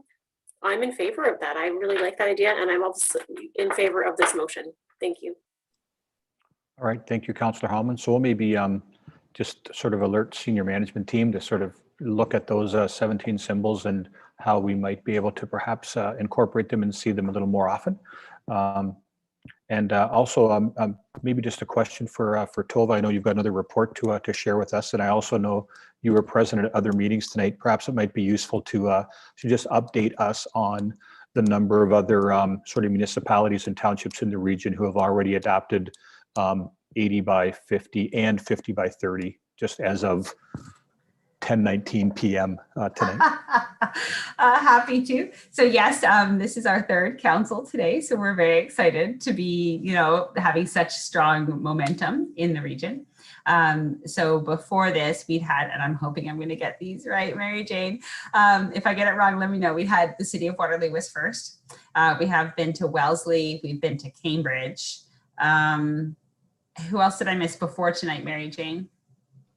Woolwich, and they all passed, including the 50 by 30. And then tonight we had Kitchener as well as North Dumfries pass unanimously, 50 by 30 and the original motion as well. All right, thank you. And then do you have a date scheduled with the region as well? Is that sort of the last? 22nd. Okay, all right. All right, thank you very much. Any other comments from council or staff before the motion is on the screen? I read the initial 4 sections before. You can see the final clause, the council endorse in principle an interim absolute community greenhouse gas emissions target of 50% by 2030, recognizing that the bold and immediate local action in the attached Transform Waterloo strategy are expected to achieve a 30% by 2030 on the route to 80 by 50. Council emphasizes that bold and immediate action from the provincial and federal governments will also be required to reach this deeper reduction target, and we know that's embedded in the clauses above as well. We have a mover and a seconder. Shall we call the question? All those, Ms. Middleholtz, is that appropriate at this time?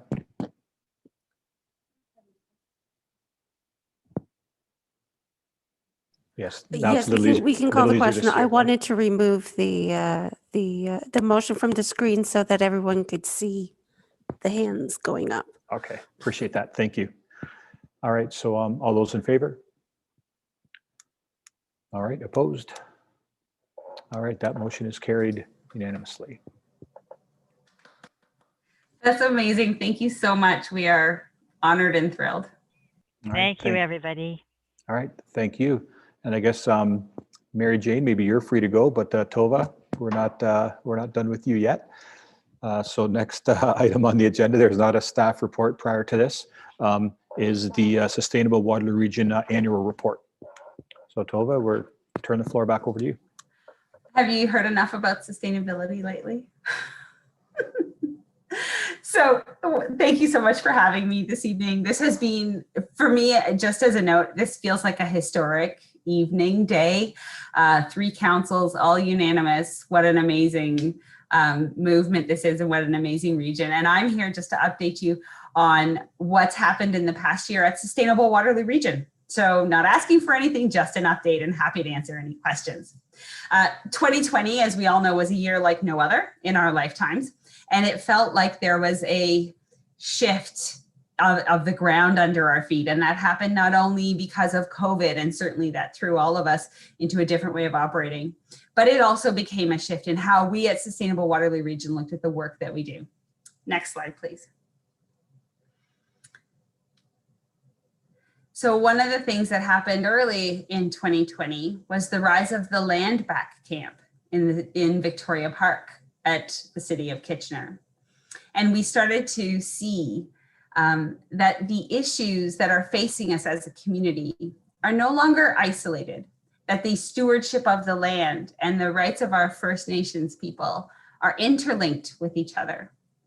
And COVID, of course, we knew was linked to environmental issues as well. Next slide, please. We also saw the rise of Black Lives Matter. And so many people come together, even during a global pandemic, to stand up and say that we need to make change in this community. And when I look back at this year, if someone were to ask me what is the key thing that we've learned and how things have changed, it's the intersectionality of all of the issues that we're facing. Those 17 icons you just talked about, the 17th one says that they're all interrelated, that you can't solve one without the other.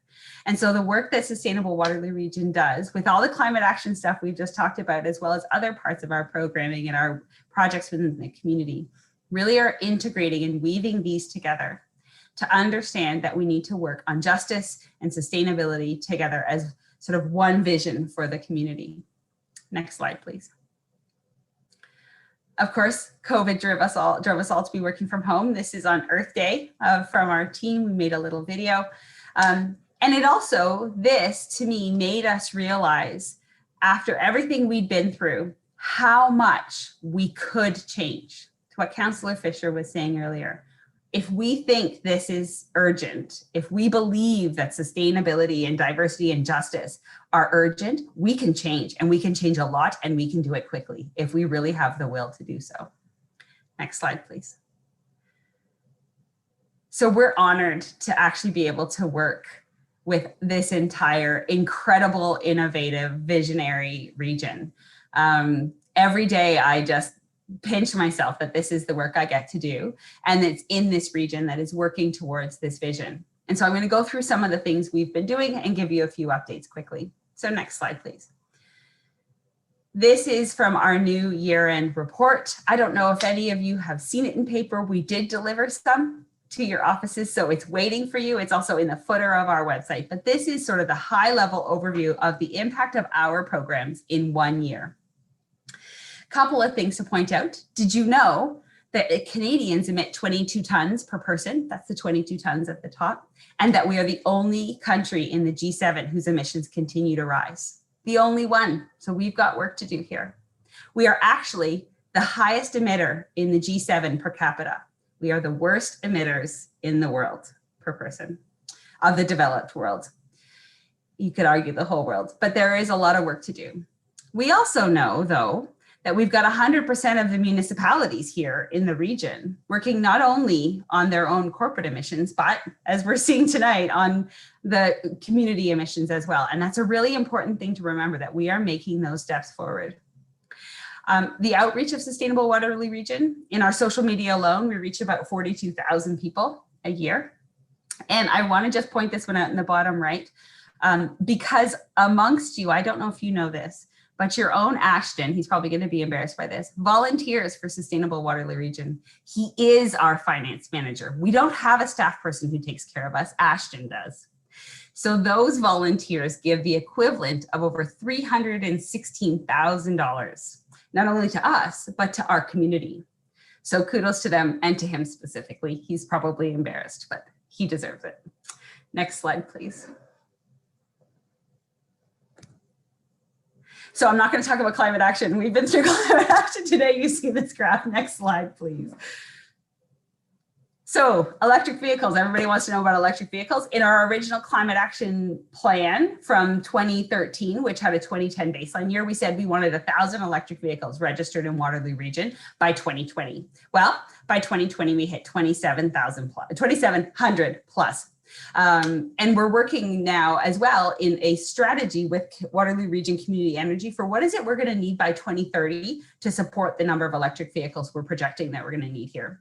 And as a note, those little charging stations in the bottom left-hand corner, did you know that there's over 200 publicly available charging stations in Waterloo region now? So if you think we can't charge locally, you can. You just need to know where to find them. And there are apps to help with that.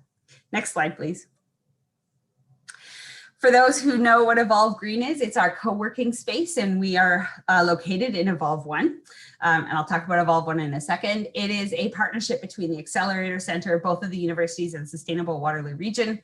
And we work in this space to try to promote sustainability on research, startups, and existing businesses. So how do we build that clean economy together?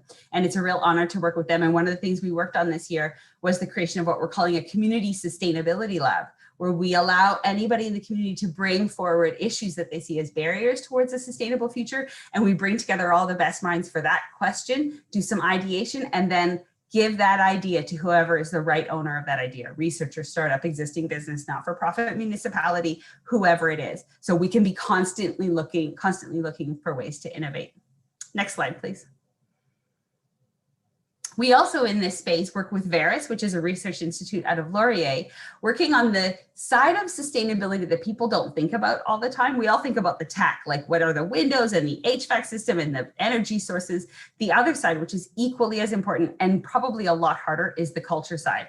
How do you get people to make the decisions they need to make, whether they're leaders or people in their daily lives, business people, at work, at home? How do we foster a culture of sustainability? And so we're using the Evolve 1 building as a living lab with all of the tenants there to work on this culture of sustainability work, which has been interesting during a time of work from home.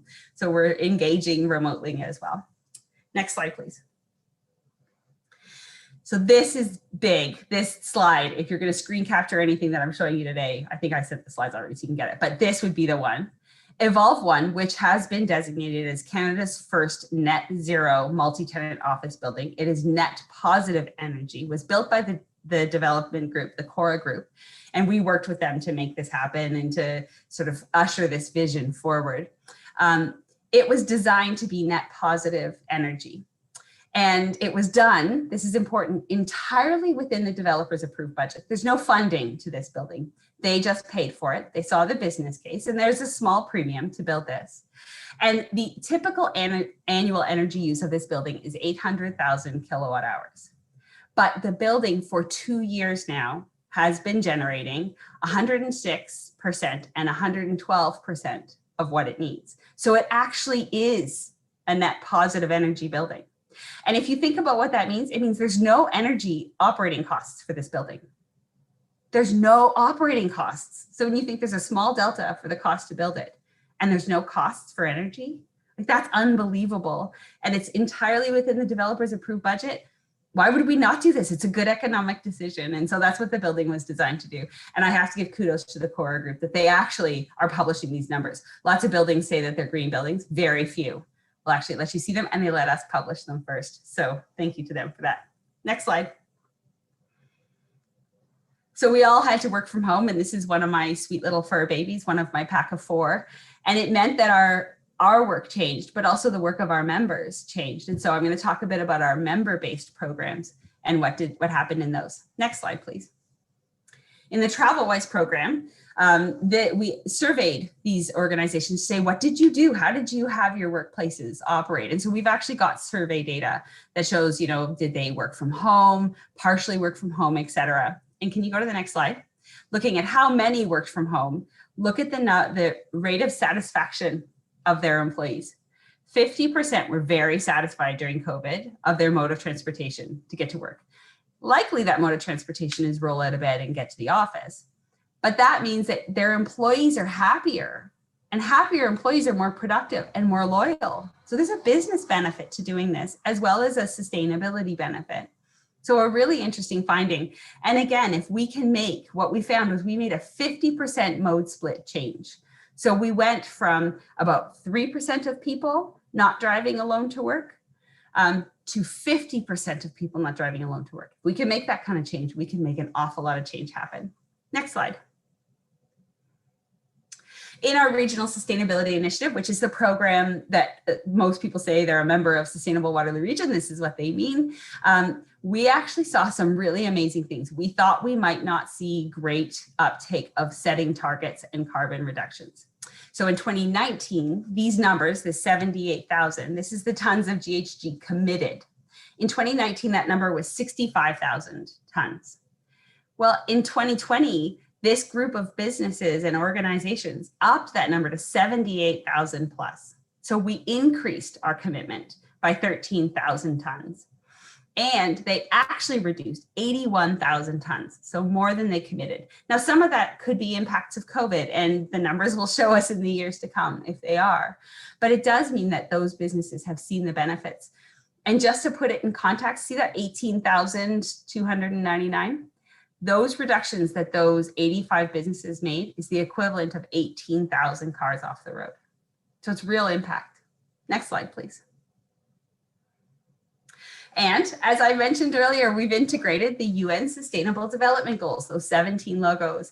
And we did this in partnership with B Corp. And as a member organization, you have access to this. So you can fill it out. You can see which ones are you moving forward on. We offer supports on the climate and environment goals, but we offer the ability to measure, to look for best practices, and we will report your progress on how you're doing on all the goals. Because of course, as I said, the 17th goal is that they are all interrelated.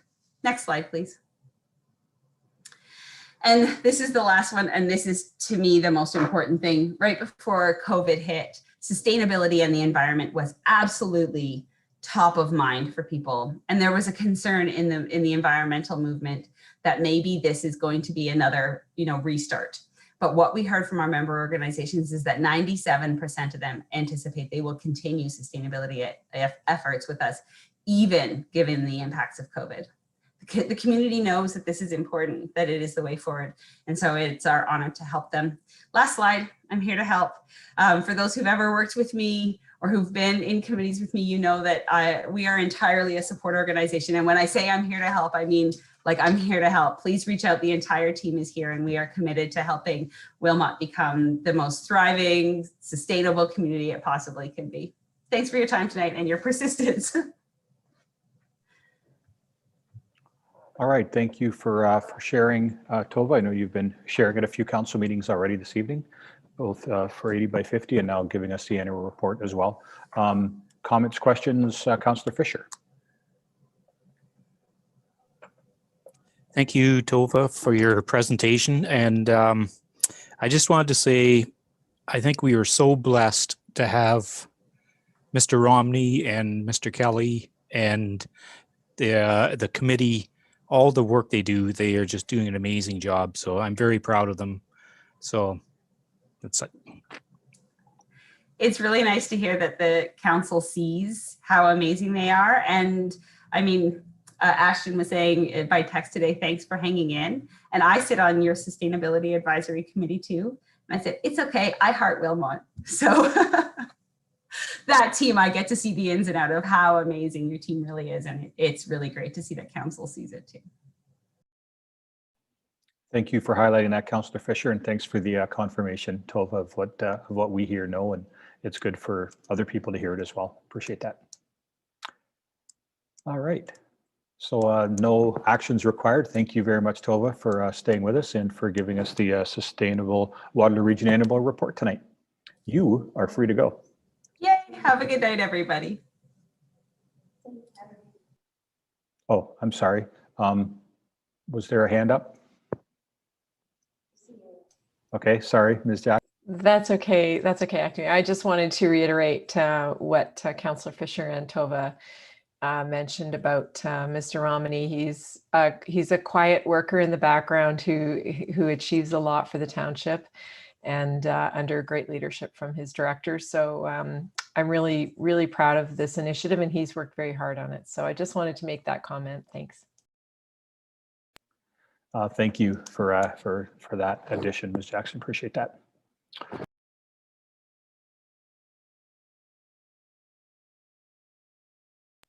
Going back to the agenda, delegations, item 10, there are none. We're moving on to the consent agenda. If members of council have any questions or want to remove an item from the consent agenda, please indicate so now. We will not take questions on consent items unless the items are requested to be moved to the regular agenda, and they will be considered immediately after this particular item.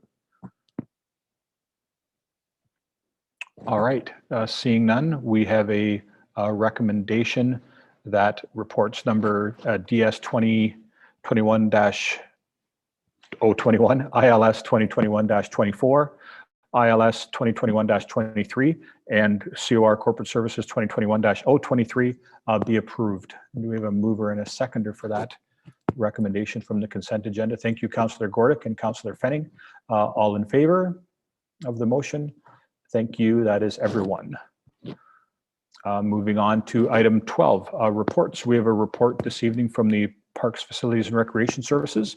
This is report number PFRS 2021-010, the artificial turf license agreement.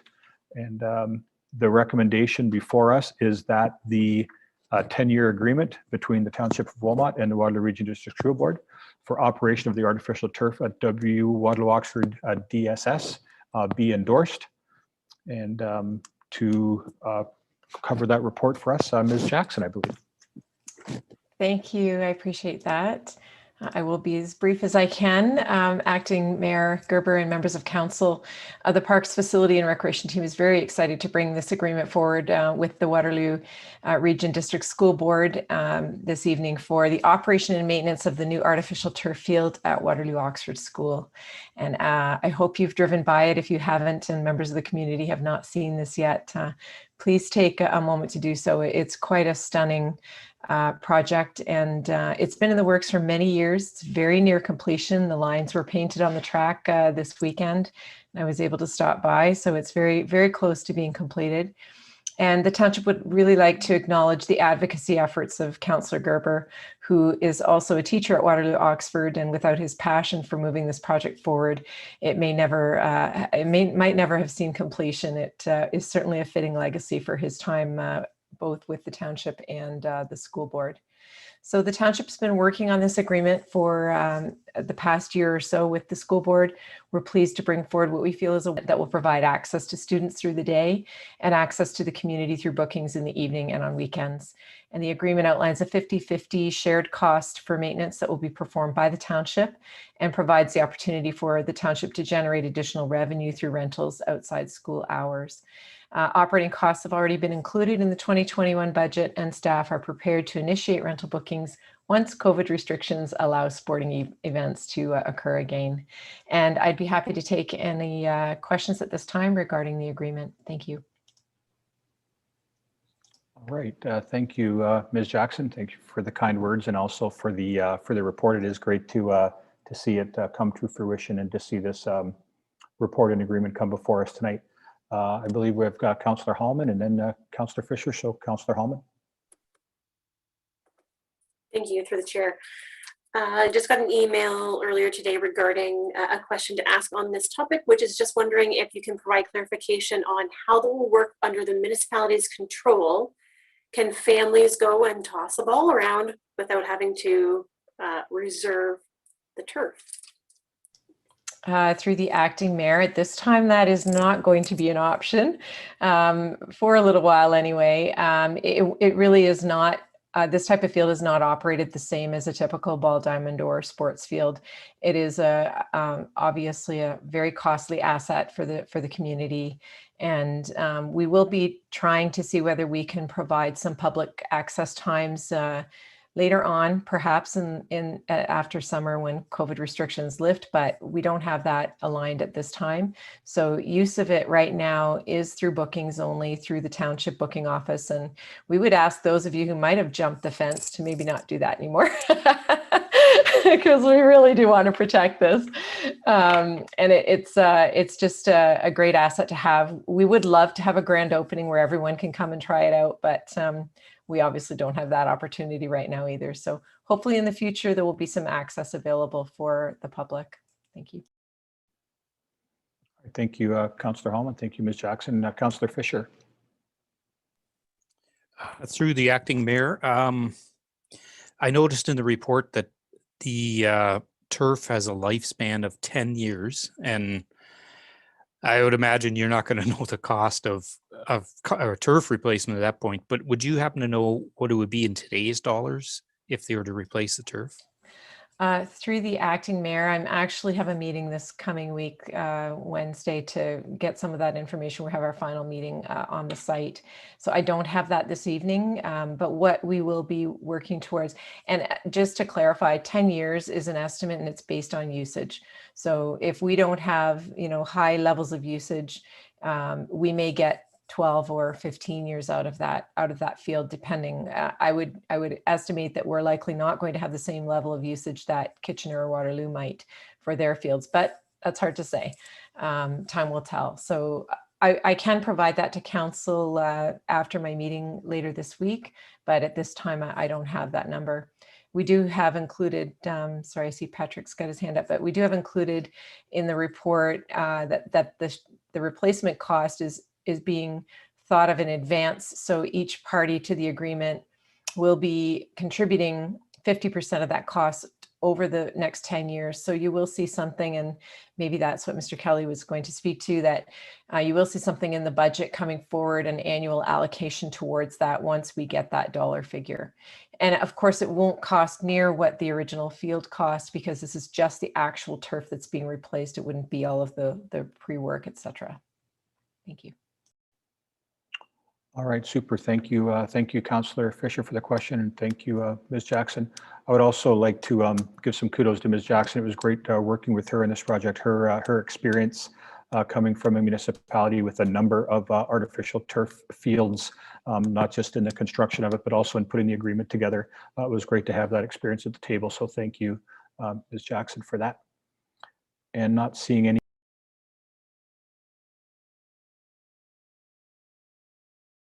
Yep, thank you.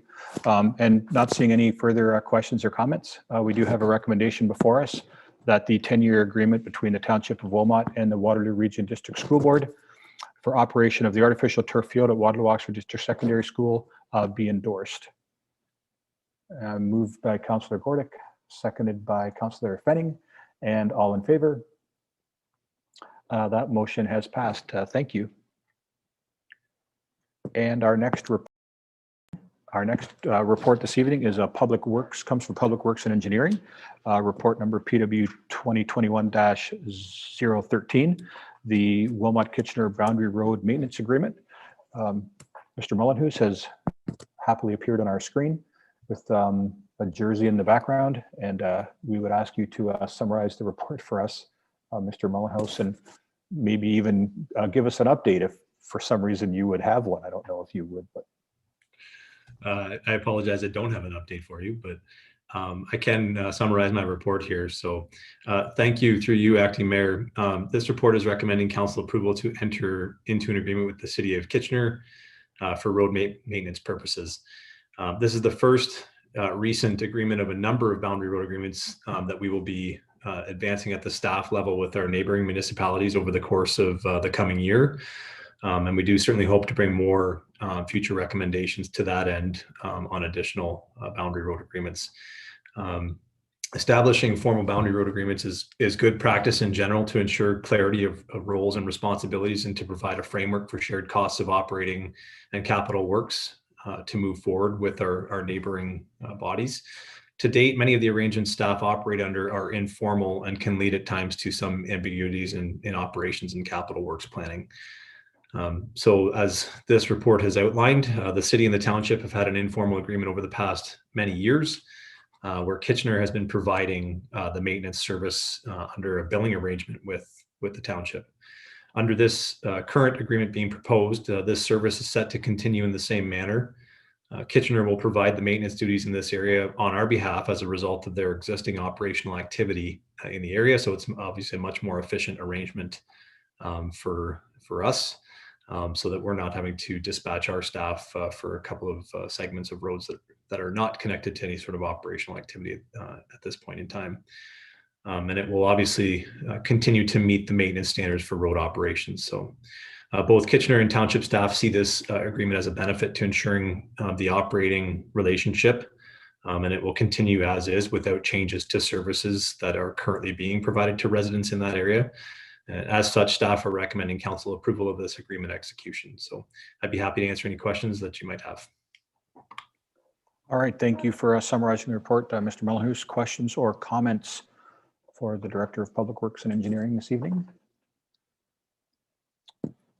All right, seeing none, thank you for that. Thank you for that summary. The recommendation before us is that council approve and enter into an agreement with the City of Kitchener for the maintenance and repair services for 2 segments of road, a portion of Trust Road and the entire segment of Waddell Crescent, and further that the mayor and clerk be authorized to execute all associated documentation.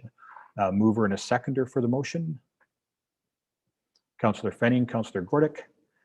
Questions or comments? All right, seeing none, all in favor? Thank you, that is passed. And that brings us to item 13.1. We have correspondence. So we have a recommendation that correspondence item 13.1 be received for information. Do we have a mover and a seconder? Moved by Councillor Gordick, seconded by Councillor Hallman. Questions or comments? All right, seeing none, all in favor? All right, thank you. Item number 14, bylaws. So we have 3 bylaws to pass this evening. Bylaw 2021-30, the lifting of a 1-foot reserve. Bylaw 2021-31, authorize the execution of an agreement with the artificial turf field. And bylaw number 2021-32, authorize the execution of an agreement with the Wilmot line boundary agreement. So the recommendation is that these bylaws 2021-30, 2021-31, and 2021-32 be read a first, second, and third time, and finally passed in open council. Moved by Councillor Fenning, Councillor Gordick. All in favor? That motion is passed. Thank you. That brings us to notice of motions. Any notice of motions to be announced this evening to be considered at our next council meeting?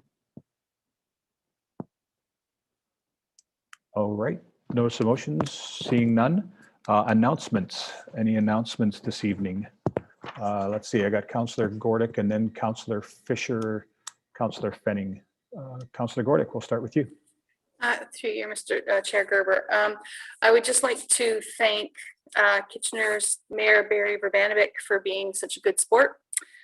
He agreed to a friendly wager on yesterday's European Championship soccer game between England and Croatia. If Croatia won, we would have donated $50 to the Kitchener Terry Fox Run. But I'm happy to say that after yesterday's result, the Wilmot Terry Fox Run is up $50. So thank you, Mr. Mayor Verbanovic.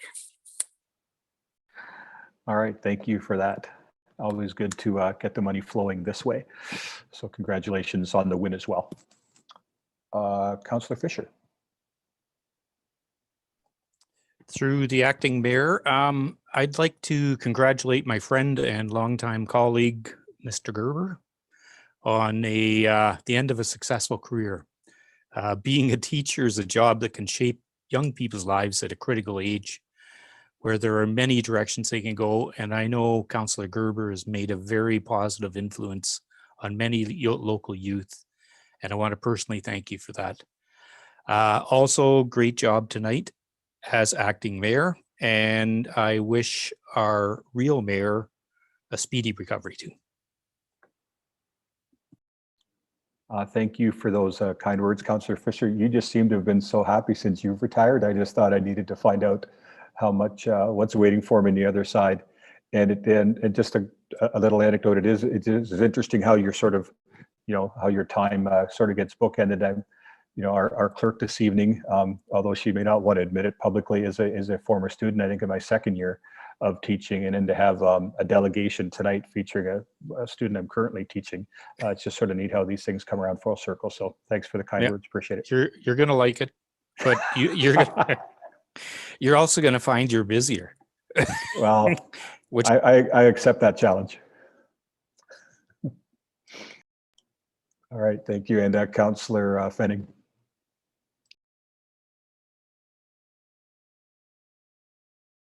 Unmute myself here.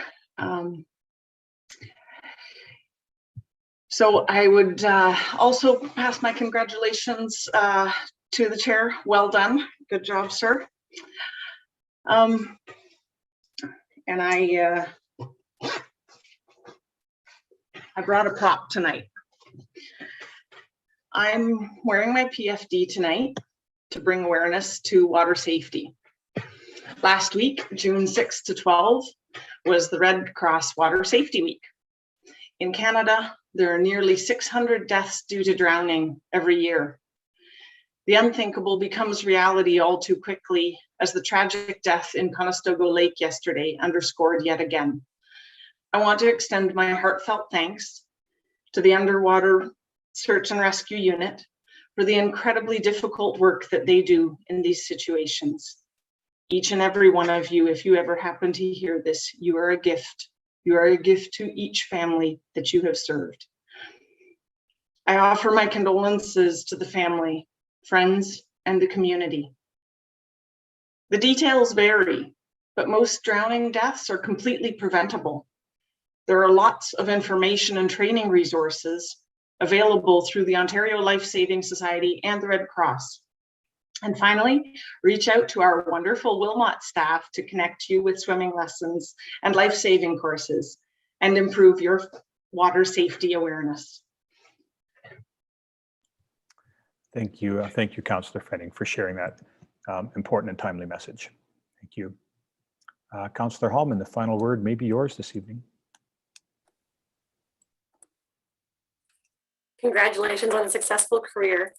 And I hope that this is an exciting next chapter for you. And I'm sure this is not how you expected to end it this way. And I always have the utmost empathy for people who are retiring at this during a pandemic, as it's just no fun. I wish there was a better way to celebrate a successful career. So I hope you find ways with your family instead of with the community. This evening, we had a friendly wager of many municipal staff, maybe you can turn on your cameras, just for fun, had a friendly bet with me over the Habs and the Leafs.